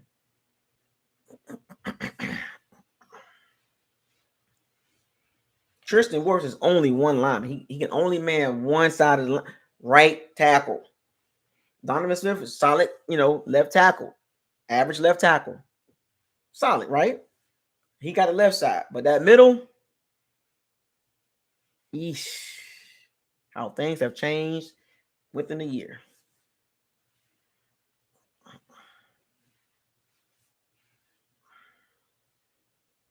But gotta do something.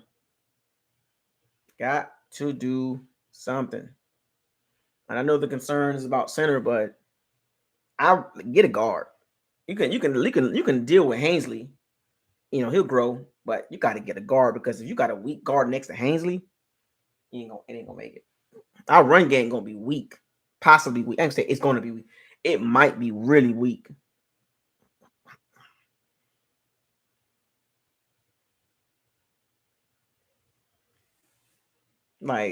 Don't be surprised we struggle to run the ball early in the season, and it'll get better as the season move along. But don't be surprised the Bucs struggle running the ball. Leonard Fournette tap dancing to the hole, head tucked down, can't see the hole correctly. Don't be surprised.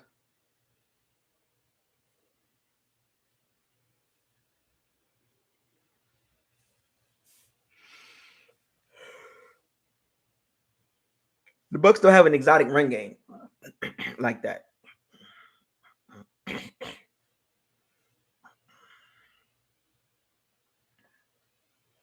The Bucs don't have a 49er run game or Minnesota type run game, or Colts or Titans style running game. You know what I'm saying? They just can't line up and be physical like that. The Bucs are more of a finesse team, which why we struggle against tough, rugged teams, defenses, which is why the offense struggles like that. The Bucs will eat you alive if you have a major flaw. And if you're a major flaw in the secondary or the D line, they're gonna tell you up.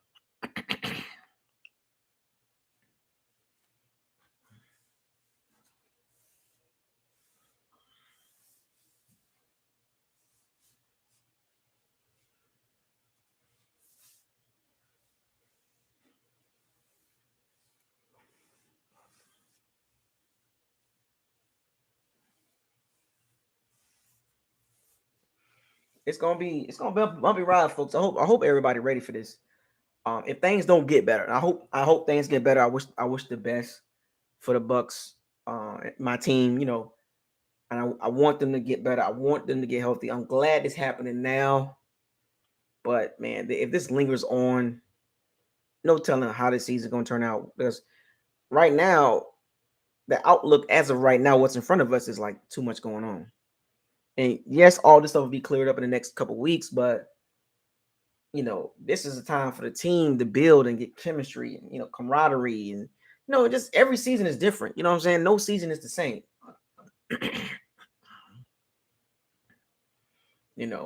Every season is different, right? The Bucs had a roster turnover. It's like some sort of like 17 new players. You know what I'm saying? So it's like got to get adjusted, man. Some guys got to step up in bigger roles, especially now with Hensley and possibly Luke Gedeke. You know what I'm saying? So we about to find out what's good.